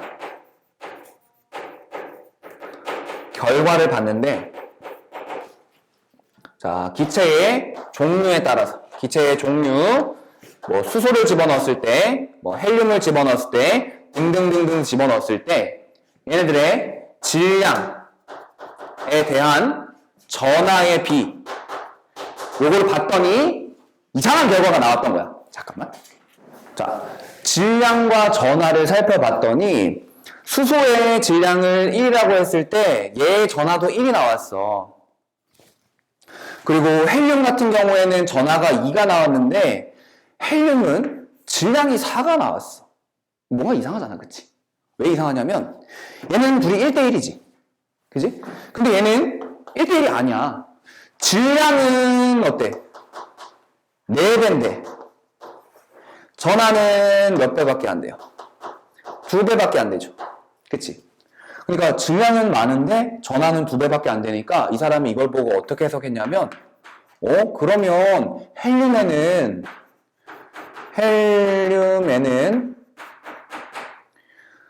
전하를 띄지 않고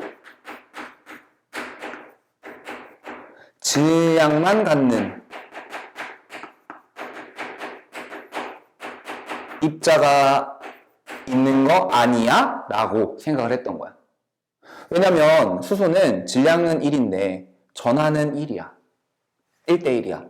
그러면은 자, 헬륨 가지고 실험한 결과를 보게 되면 전하가 2니까 질량이 2가 돼야 되잖아. 그지?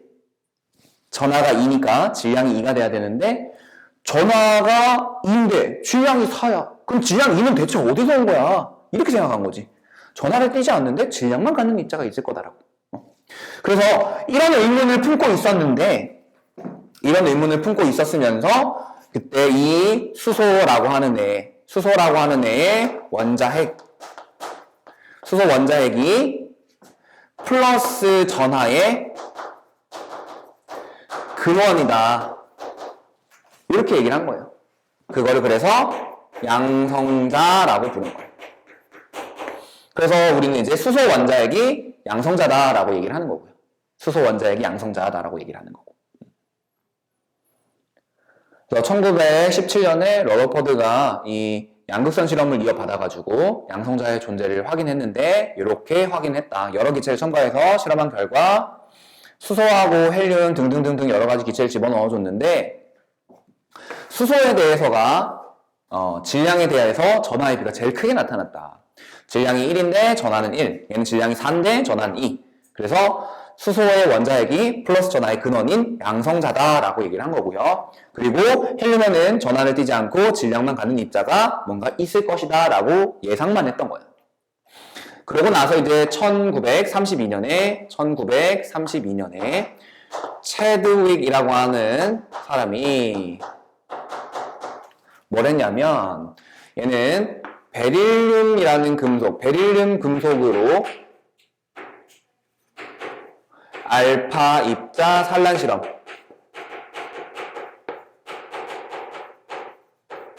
요걸 했던 거예요. 아까 러더퍼드 같은 경우는 금박에다가 알파 입자 산란 실험했죠? 근데 체드윅은 베릴륨 금속에다가 알파 입자 산란 실험을 했어. 그랬더니 어떤 일이 벌어졌냐면 전하를 띄지 않는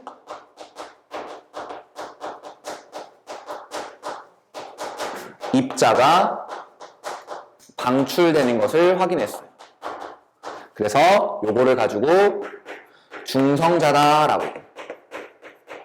그러니까 러더퍼드가 예상은 했는데 그걸 실험적으로 찾아낸 사람이 체드윅이다라고 보시면 돼요. 알겠죠? 여기까지 정리 한번 해보자.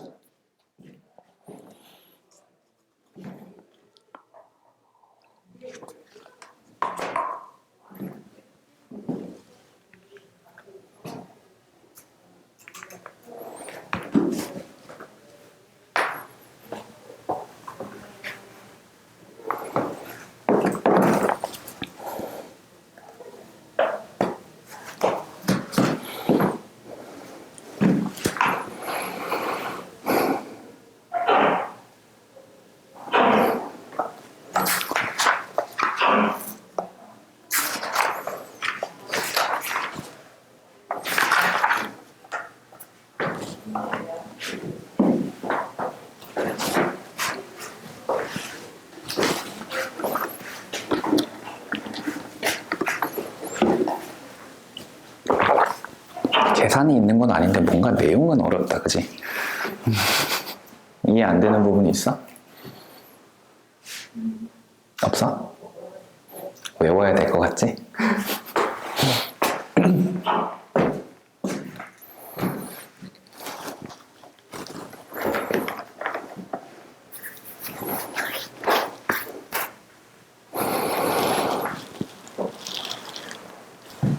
됐어요?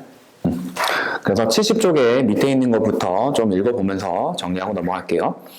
그래서 원자의 구조, 원자는 물질을 이루는 가장 기본 입자로 원자의 중심에 플러스를 띠고 있는 원자핵이 있고 원자핵 주변에 마이너스 전하를 띤 전자가 위치한다.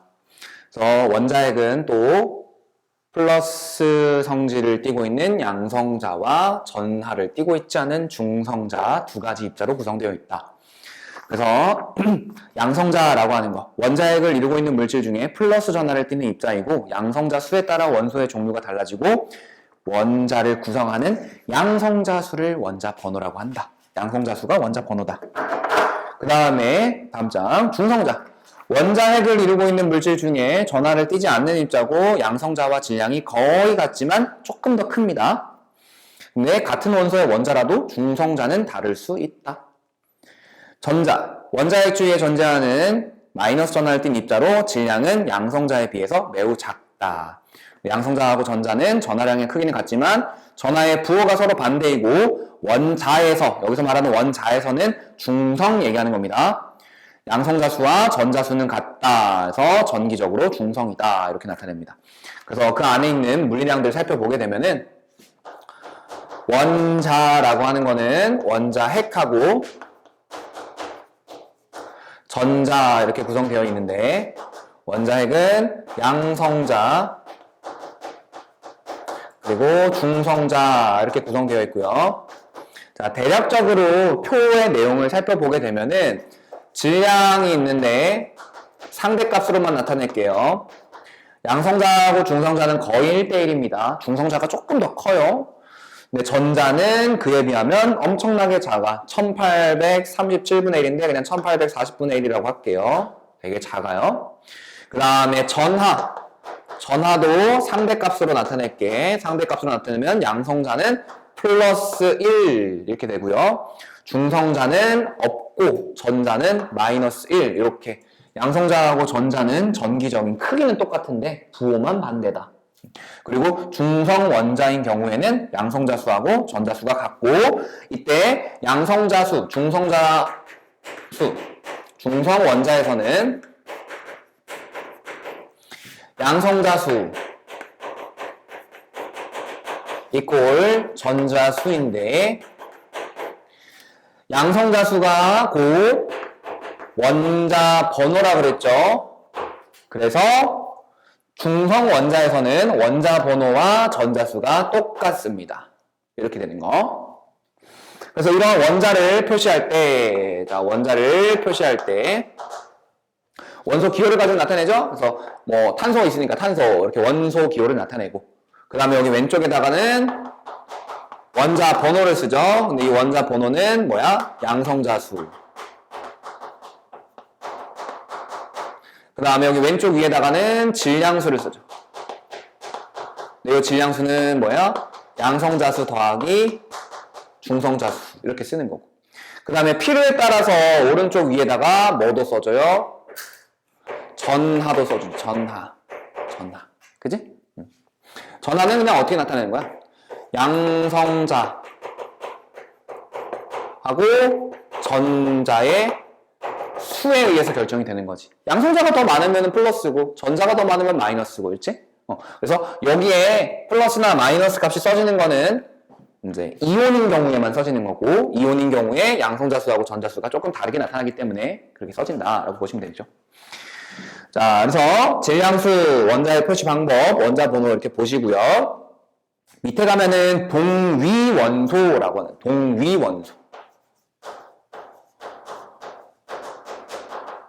자, 동위원소 개념이 어떤 거냐면 동위, 그냥 저는 이렇게 해석할게요. 주기율표상에서 위치는 똑같아요. 다르게 얘기하면 원자 번호가 똑같아요. 족주기가 똑같아. 우리 통합과학 때 족주기 배웠지? 기억나? 몇 조까지 있고 몇 주기까지 있어? 8. 욕한 거야? 이제 욕한 거야? 이제 나이 한 살 더 먹었다고 욕하는 거야, 이제? 그 다음에. 주기는? 7주. 오케이. 자, 족주기가 똑같아요. 근데 다르게 얘기하면, 원자 번호는 똑같아요. 원자 번호가 같으니까, 양성자수, 전자수, 이런 것들. 더 나아가서 원자가 전자수. 이런 것들은 전부 다 똑같겠죠. 그지? 근데 뭐가 다르냐면 중성자의 수가 달라요. 중성자의 수가 다르기 때문에 질량수만 달라. 질량수만 달라요. 그래서 이걸 종합해보면 이 동위원소라는 애는 어떤 특징이 있느냐? 우리 원자가 전자수에 따라서 화학적 성질이 결정되는 거였지. 맞아요? 기억나? 그래서 1쪽은 원자가 전자가 한 개니까 알칼리 금속 뭐 해가지고 물에 퐁당하면 팍 이런 거 있었잖아. 얘가 똑같기 때문에 화학적 성질은 비슷해요. 화학적 성질이라고 하는 게 반응하는 거죠. 반응. 얘네는 비슷한데 물리적 성질이라고 하는 건 뭐 질량 등등등등등에 측정할 수 있는 것들 이런 걸 얘기하는 거예요. 물리적 성질이 다르다. 이런 관계에 있는 원소를 가지고 동위원소라 그래. 그래서 대표적으로 밑에 수소의 동위원소 해가지고 세 가지가 나와 있는데 먼저 위에 있는 내용 읽어보면서 넘어갑시다. 양성자 수가 같아서 원자 번호는 같으나 중성자 수가 달라서 질량수가 다른 원소. 그래서 원자의 종류가 같기 때문에 화학적 성질은 같아요. 근데 뭐는 다르다? 물리적 성질은 다르다. 질량수 등의 물리적 성질은 다르다. 그래서 수소는 일반적으로 우리가 수소라고 부르는 거는 11H 이렇게 얘기할 수 있어요. 그러면 아까 원소 표기 방법에 따라서 이건 뭐야? 11H는 원자 번호 1번. 근데 양성자 중성자 더해서 1이니까 여기 하나 있죠? 그럼 얘만 하나 있는 거지? 이거는 이렇게 쓰면 양성자만 하나 있는 거. 그래서 다 정리해봐야 되는 거니까 이렇게 한번 볼게요. 그냥 수소, 양성자수, 중성자수. 여기는 한 개, 딴 개 이렇게. 근데 1, 2H라는 것도 있어. 얘를 가지고 중수소라 그래. 양성자가 똑같이 하나 있는 1번인데 1 더하기 1 해서 2, 두 개 있는 거야. 그 다음에 3중수소. 얘는 1, 3H. 양성자 하나 있는 똑같은 1번인데 질량수가 3이 나와야 되니까 1 더하기 2 해야 3 나오죠. 이렇게. 그래서 질량수가 1, 2, 3인 애가 있어. 이런 식으로 세 개가 양성자 개수는 똑같은데 그래서 전자수랑 원자가 전자수 이런 게 다 동일하기 때문에 화학적 성질은 다 똑같아요. 근데 질량은 얘가 1짜리면 얘는 2짜리, 얘는 3짜리 이렇게 되는 거야. 자, 그래서 이렇게 수소의 동위 원소들 있어요. 수소, 하이드로젠, 중수소, 뭐라 하더라? D 뭐라고 했는데? 그 다음에 얘가 뭐라 그랬는데? 다일, 뭐, 아무튼 기억이 안 난다. 영어로. 영어로 하도 안 해가지고. 자, 그러면 우리 앞에서 원자량이라는 걸 했었잖아. 원자량이라는 거는 이런 거였지. 12라고 하는 탄소의 원자량을 12라고 기준을 해서 나타낸 거였잖아. 그러면 여기서 1수소 같은 경우에는 얘가 1이 돼요. 근데 수소라는 애가 요거 하나만 있는 애가 아니라 얘도 있고 얘도 있지, 그치? 그래서 이렇게 동위원소가 있는 애들은 동위원소가 있는 원자들은 하나만 이렇게 고려해가지고 원자량을 계산하면 안 되고 평균적인 원자량으로 계산을 해야 돼요. 그래서 평균 원자량이라는 거는 자연계에 존재하는 동위 원소의 비율을 고려해서 평균값으로 나타낸 거다. 비율을 고려해서 평균값으로 나타낸 거다. 자, 우리 이런 거라고 생각하면 돼. 환산하는 점수. 뭐 예를 들어서 중간시험 때 과학을 중간시험 때 90점 맞았다 해볼게. 여기 뭐 1학기 중간 기말에는 95점 맞았다 이렇게. 너무 사기적인 애인가 얘가? 90점 맞고 95점 맞고 2학기에는 중간에 뭐 100점 맞았다고 해보자. 진짜 사기적이네. 그 다음에 2학기 기말에는 또 95점 맞았다 이렇게 맞았어. 그럼 우리가 이거 평균값 계산할 때는 원래는 그냥 어떻게 하지? 평균할 때는 다 더한 다음에 4로 나누죠 그냥. 그치? 근데 이렇게 하는 게 아니라 어떻게 하냐면 자 1학기 성적은요 40%만 반영할게요. 2학기 성적은요 60%만 반영할게요. 이렇게 되는 거야. 그러면 40%만 반영을 하는 거니까 전체 최대값이 40이 되는 거고, 그치? 여기는 최대값이 60이 되는 거 이렇게 되는 거지. 그러면 얘는 40%만 반영한다 그랬으니까 이 점수에다가 0.4를 곱해가지고 계산할 거고, 얘는 이 점수에다가 0.6을 곱해가지고 계산할 거란 말이야.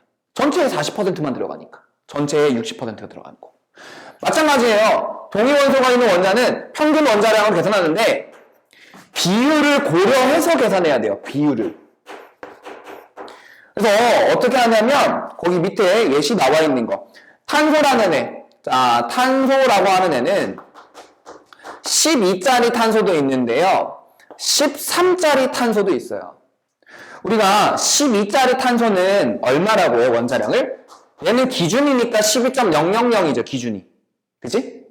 근데 자 얘는 기준이기 때문에 10이야. 근데 13짜리 탄소는 진짜 딱 13이 아니라 얘는 13.00 얼마래? 3이래. 자 여기서 한 가지 알아둘 사실 기준이 되는 12탄소만 질량수하고 원자량하고 똑같아요.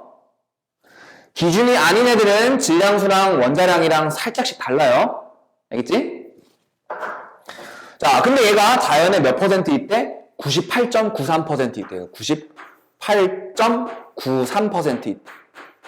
얘는 몇 퍼센트 있대? 나머지 1.07% 이렇게 있대. 맞죠? 거기 1.07%? 그러면 아까 반영 비율 고려해가지고 할 때 어떻게 하라고? 이 비율을 곱해서 하는 거였지. 그래서 얘도 마찬가지야. 계산할 때 평균 원자량 12짜리가 98.93%니까 100분의 98.93 그지? 더하기 13.003짜리는 100분의 1.07 이렇게 더해가지고 계산을 하셔라 라는 거고요. 얘가 12. 얼마래? 011 나옵니다. 011 이렇게. 그래서 탄소의 평균 원자량은 요거예요. 그렇지만 우리가 직접 사용하는 거는 기준인 12를 사용해서 할 거야. 그래서 탄소는 이렇게 그냥 나타낼 거고요. 다른 원자들은 비율을 고려해가지고 계산할 겁니다. 여기서 하나 알아둘 사실, 질량수가 원자량은 아닙니다. 알겠죠? 질량수는 원자량이다라고 보면은 안 됩니다. 이게 성립하는 애도 있지만 안 하는 애들이 훨씬 더 많아요. 그렇기 때문에 이거를 이꼴 관계다라고 보시면 안 됩니다. 그러면은 실제로 문제에서 이렇게 더럽게 98.93%, 1.07% 계산하라고 나올까? 안 나오겠지 뭐, 그치? 안 나와요. 나오는 거는 어떤 거냐면 자, 이런 거 나와요. CL이라는 애가 있는데 35짜리 CL이 있고요. 37짜리 CL이 있어. 질량수가 35, 37이야. 얘가 자연계에 75%가 있고요. 얘가 자연계에 25%가 있어. 이때 그냥 실제로는 이런데 실제로는 이런 질량수랑 원자량이 같지 않은데 우리 문제 낼 때는 계산하기 편하게 요 녀석의 원자량을 35라고 주고요. 요 녀석의 원자량을 37이라고 줘. 이렇게 문제에 명시해 줄 거야. 그러면은 이때 평균 원자량을 구하시오라고 한다 그러면 35짜리가 반영 비율이 75%, 37짜리가 반영 비율이 25% 이렇게 되는 거지. 그죠? 이거 이렇게 더하고 계산하면 어떻게 돼? 이거는 35짜리 4분의 3하고 4분의 1 하면 되는 거지. 35.5가 나와요. 이렇게 35.5. 이거를 조금 신박하게 계산하는 방법이 이런 거다. 이거는 좀 비율이 계산하기 쉬워서 그러는 건데 둘의 차이가 얼마야? 둘의 차이가 2가 나죠? 여기서 이제 35라고 하는 값하고 37이라는 값하고 차이가 2가 나지? 그러면 여기가 지금 몇 대 몇이에요? 3대 1이죠? 이 둘 사이를 4등분 하세요. 3대 1이니까 4등분. 하나, 둘, 셋, 넷. 0.5, 0.5, 0.5, 0.5 되겠지? 3. 이쪽에 가까워. 35.5. 이게 실제로 이게 되게 이상한 나라의 수학이야. 사실 이상한 나라의 수학인데 계산하기 귀찮으면 저렇게 해도 돼요. 아니 이렇게 해도 돼. 봐봐. 분소라는 애가 10짜리가 있고요. 11짜리 분소가 있는데 10짜리하고 11짜리가 있거든. 자연계에 얘가 80%가 있어. 80%. 이제 80%가 얘가 아니구나. 얘가 20%인가? 얘가 20%인가 있고 얘가 80%가 있어. 이렇게. 그러면 얘는 10 곱하기 100분의 20 이렇게 되죠. 얘는 11 곱하기 100분의 80 이렇게 되죠. 이게 몇 대 몇이야? 1대 4의 비율로 있지. 그지? 그러면은 10부터 11까지를 5등분 하는 거야. 5등분 하면은 0.2, 0.2, 0.2, 0.2, 0.2 이렇게 되겠지. 몇 대 몇? 1대 4. 그럼 이쪽으로 4칸. 이게 10.8이에요. 실제 계산해도 10.8 나올걸? 원리를 설명하면 되게 오래 걸리는데, 이거는 사실 계산하기 쉽지. 0.2에다가 11 곱하기 하면 되는 거니까, 그치? 뭐 이건 그러는데, 이런 것들 계산할 때도 뭐 이런 게 쓰이기도 합니다. 자, 그래서 평균 원자량이라고 하는 걸로 고려를 해서 계산을 꼭 하셔야지만 동위 원소의 원자량을 계산할 수 있다라는 겁니다. 그래서 오른쪽에 날개도 나와 있죠? 질량수와 원자량은 유사한 값을 갖지만 같지는 않다. 13C. 13C의 원자량은 13.003이다. 라는 거예요. 13.003. 이렇게. 되셨죠?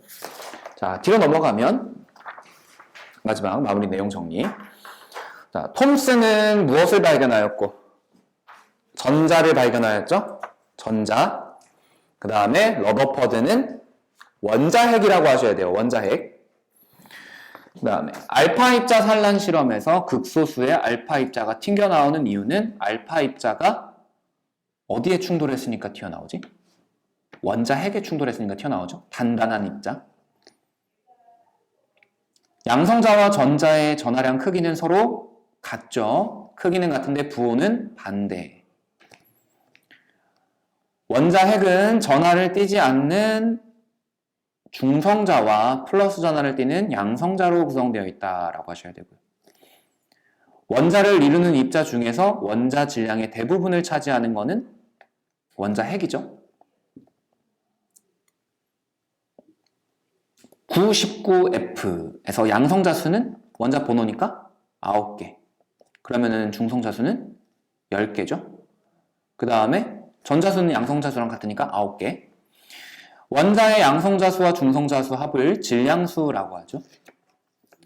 그 다음에 동위 원소는 무엇은 같으나 양성자 수는 같으나 중성자 수가 달라서 질량수가 다르다. 이렇게 되죠. 양성자수는 똑같잖아. 동의 원소. 그치? 얘네 다 똑같잖아. 양성자수. 한 개, 한 개, 한 개. 중성자수가 다르죠? 그치? 이렇게. 그 다음에 자연계에 존재하는 동위원소의 존재 비율을 고려해서 평균값으로 나타내는 원자량이니까 평균 원자량이라고 합니다. 원자핵과 전자 사이에는 전기적으로 인력이 되겠죠? 플러스 마이너스니까. 그 다음에 음극선은 원자의 흐름이다 라고 했는데 원자의 흐름이 아니라 전자의 흐름이죠. 음극선의 진행 경로에 장애물을 설치했을 때 그림자가 생기는 것은 직진하기 때문인 거다. 맞죠? 바람갭이 설치했을 때 회전하는 것은 질량을 갖는다라고 봐야 되죠. 전기장이라는 게 전극 설치해 주는 거예요. 전극, 플러스 마이너스. 그러면 플러스 극 방향으로 휘어지는 거 맞죠? 그 다음에 러더퍼드 알파 입자 산란 실험. 알파 입자에는 전자가 들어있다라고 했는데 아까 알파 입자는 헬륨 원자 핵이라고 제가 얘기했죠. 추후에 밝혀진 바로는 원자 핵이니까 전자 안 들어있습니다. 알파 입자는 헬륨 원자 핵이에요. 헬륨 원자 핵.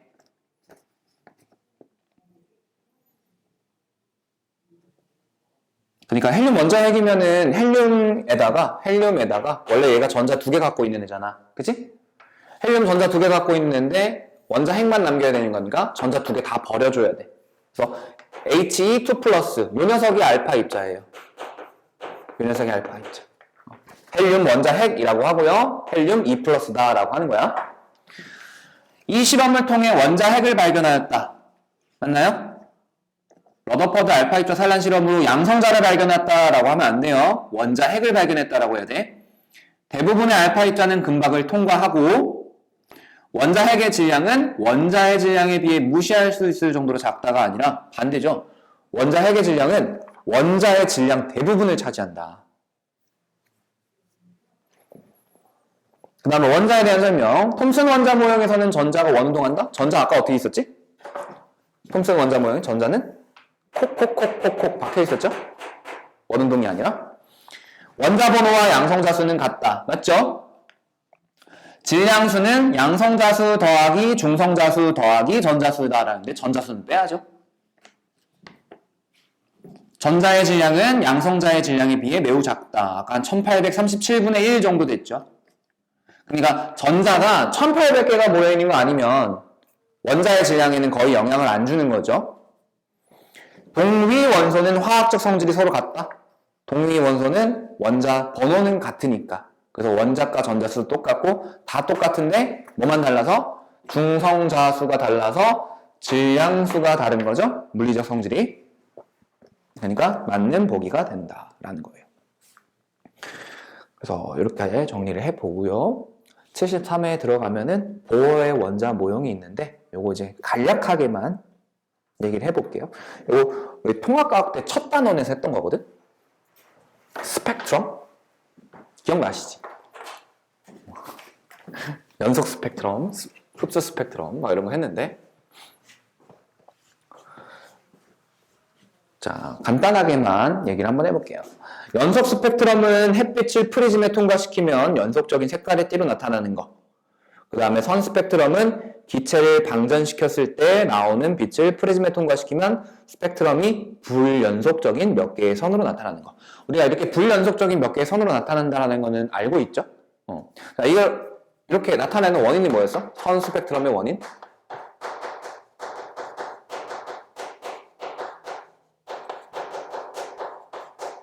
선 스펙트럼의 원인이 뭐였죠? 우린 이미 알고 있잖아. 전자가 운동하고 있는 전자의 운동 궤도의 에너지. 좀 말이 복잡한데 에너지 준위 이렇게 얘기했던 것 같은데 가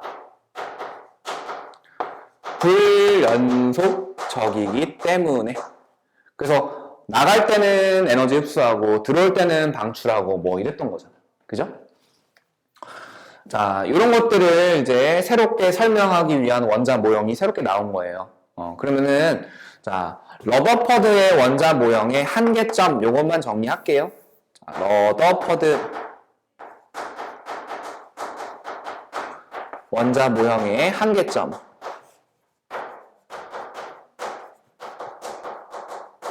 요거의 특징과 한계점. 특징 및 한계점.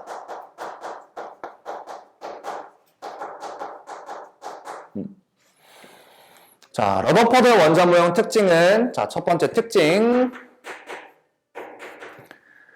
전자가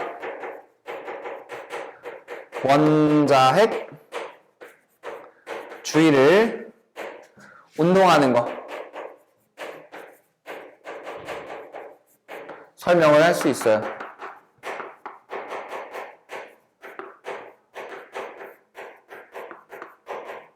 어떻게 설명하냐면, 플러스를 띠고 있는 원자핵이 있으면, 마이너스를 띠고 있는 전자가 이렇게 전기적인 인력으로 인해서 끌어당겨지죠? 그죠? 이 인력이 마치 뭐처럼 작용하냐면, 구심력이라 그래서 우리 이렇게 빙글빙글 돌릴 때 원의 중심 방향으로 이렇게 끌어당겨지는 힘을 구심력이라고 하거든. 구심력으로 작용하기 때문에 얘가 주변에 이제 빙글빙글 이렇게 돌 수 있다. 이렇게 얘기를 해요. 이렇게. 이런 식으로. 그래서 이 전자라는 애가 원자핵에서 벗어나지 않는다. 요거를 설명할 수 있습니다. 인력으로 인해서 끌어당겨지고 있는데 원운동하고 있기 때문에 원자핵 주위를 벗어나지 않고 계속해서 빙글빙글 돈다. 이렇게 설명을 하고 있어요. 근데 이게 문제예요. 자, 한계점. 한계점은 뭐냐면 지금 우리 전자라는 애가 원운동을 하고 있는데 이 원운동이라고 하는 거는 고전역학에서 이렇게 말하면 좀 너무 어렵나? 고전역학, 뉴턴의 역학이라고 생각하면 돼. 뉴턴 역학이라고 하는 건 뭐야? 우리 앞에서 배웠던 막 등가속도 운동, 뭐 등속 직선 운동 뭐 이런 거 있죠? 자, 그런 운동. 전자가 원운동 하는 거. 요거는 가속도 운동이라 그래. 가속도 운동. 가속도 운동이라는 거니까 뭐야? 점점 방향이 바뀌는 뭐 그런 운동을 한다는 거야.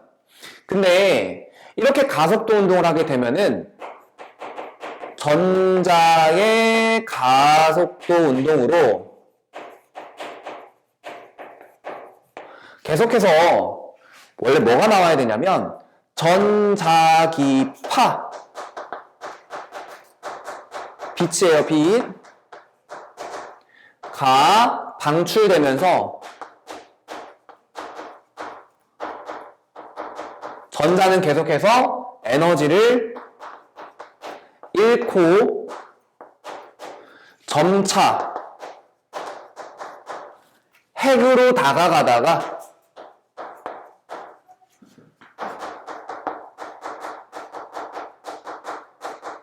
마침내는 충돌하여 원자라는 애가 붕괴되어야 돼요.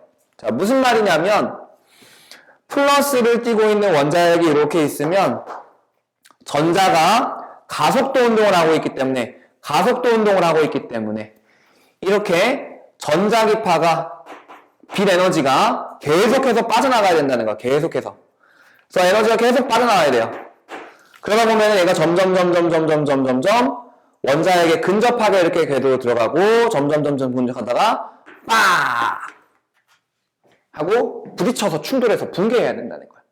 계속해서 에너지가 나와야 돼. 계속해서.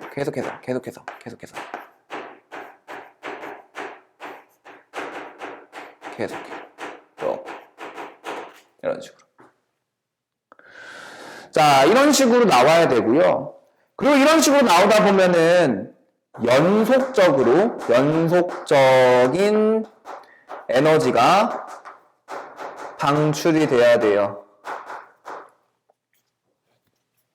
자, 무슨 말이 하고 싶은 거냐면 첫 번째, 원자핵이 충돌 붕괴된대. 그럼 원자가 안정하게 자연 상태에 존재할 수가 없잖아. 그지? 그 다음에 연속적인 에너지를 방출한다라는 거는 이렇게 선 스펙트럼으로 나오는 걸 설명을 못 한다라는 거지. 그치? 그러니까 원자핵의 안정성, 첫 번째, 원자의 안정성. 이걸 설명을 못 해요. 러더퍼드의 원자 모형은. 그 다음에 두 번째, 선 스펙트럼을 설명하지 못해요. 무조건 연속으로 나와야 되거든. 선 스펙트럼을 설명을 못해요. 그래서 러더퍼드의 원자 모형의 한계는 이렇게 두 가지가 있다고 보시면 돼요. 그러면 이런 한계점을 극복하는 새로운 원자 모형이 나오겠지. 사실 이 러더퍼드 원자 모형도 알파 입자 산란 실험 결과가 이상하게 나왔으니까 새롭게 도입된 거잖아. 그지? 그 다음에 톰슨의 원자 모형도 음극선 실험의 결과 새롭게 도입된 거잖아. 그치? 어떤 실험의 결과를 지지하는 모형이 새롭게 나타나는 거잖아요. 그치? 이것도 마찬가지야. 이런 한계점이 있으니까 이 두 한계점을 극복한 새로운 원자 모형이 나오게 되는 거예요. 아시겠죠? 그 새로운 원자 모형이 이제 우리가 뒤에서 봐야 되는 보어의 원자 모형이라고 하는 거예요. 보어의 원자 모형. 보어라고 하는, 막스 보어라고 하는 화학자가 있는데, 물리학자예요, 물리학자. 이게 다 물리 내용이거든, 사실. 그래서 과학의 기초는 물리예요. 물리를 잘 알아야 돼. 여기서 아까 내가 고전역학 했을 때 살짝, 뭐야? 이랬지, 약간. 맞지? 아니야? 고전역학 알고 있어? 응? 몰라? 뉴턴의 역학을 고전역학이라고 해요. 뉴턴. 우리 앞에서 뉴턴 배웠잖아. 뉴턴이 이렇게 막 이렇게 대포 쏘가지고 사과 맨날 떨어뜨리고 떨어지네 막 이랬더니 아무튼 자 그게 고전역학이고요. 그래서 러더퍼드의 원자 모형은 이런 것들을 설명할 수가 없기 때문에 이런 것들을 설명하기 위해서 새로운 보어의 원자 모형과 보어의 이론이라는 게 새롭게 나오게 되는 거야. 근데 사실 보어라고 하는 사람도 이걸 설명하기 위해서 몇몇 가지 가정하고 넘어간 게 있어서 거기 부분이 조금 이제 어려울 거야. 근데 아직도 여기는 100% 다 파헤쳐지지 않은 부분이야. 우리 우주라고 하는 것도 100% 파헤쳐지지 않았는데 여기 부분도 아직 파헤쳐지지가 않았어요. 100% 파헤쳐지려 그러면은 일단은 양자역학이 먼저 완성이 돼야 될 것 같아요. 그래서 앤트맨은 알고 있겠지? 그치? 앤트맨은 양자역학을 가지고 그렇게 막 한 거 아니야? 앤트맨 몰라? 탁 누르면 조그만해지고 탁 누르면 거대해지고 마블 영화 안 보는구나? 에이 그래? 그럼 안 볼 수도 있지 뭐. 어쨌든 앤트맨이라고 있어. 아무튼 그 아저씨가 양자역학의 최강자인데 아무튼 자 여기까지 하고요. 숙제는 저기 단원 마무리 문제 정도만 해오세요. 단원 마무리 문제. 오늘 한 거 다시 복습하고 알겠죠? 단원 마무리 문제가 64까지 있을 거예요. 64까지. 수능 열기 문제는 좀 너무 어렵고 61에서 64 이렇게 해오시면 됩니다.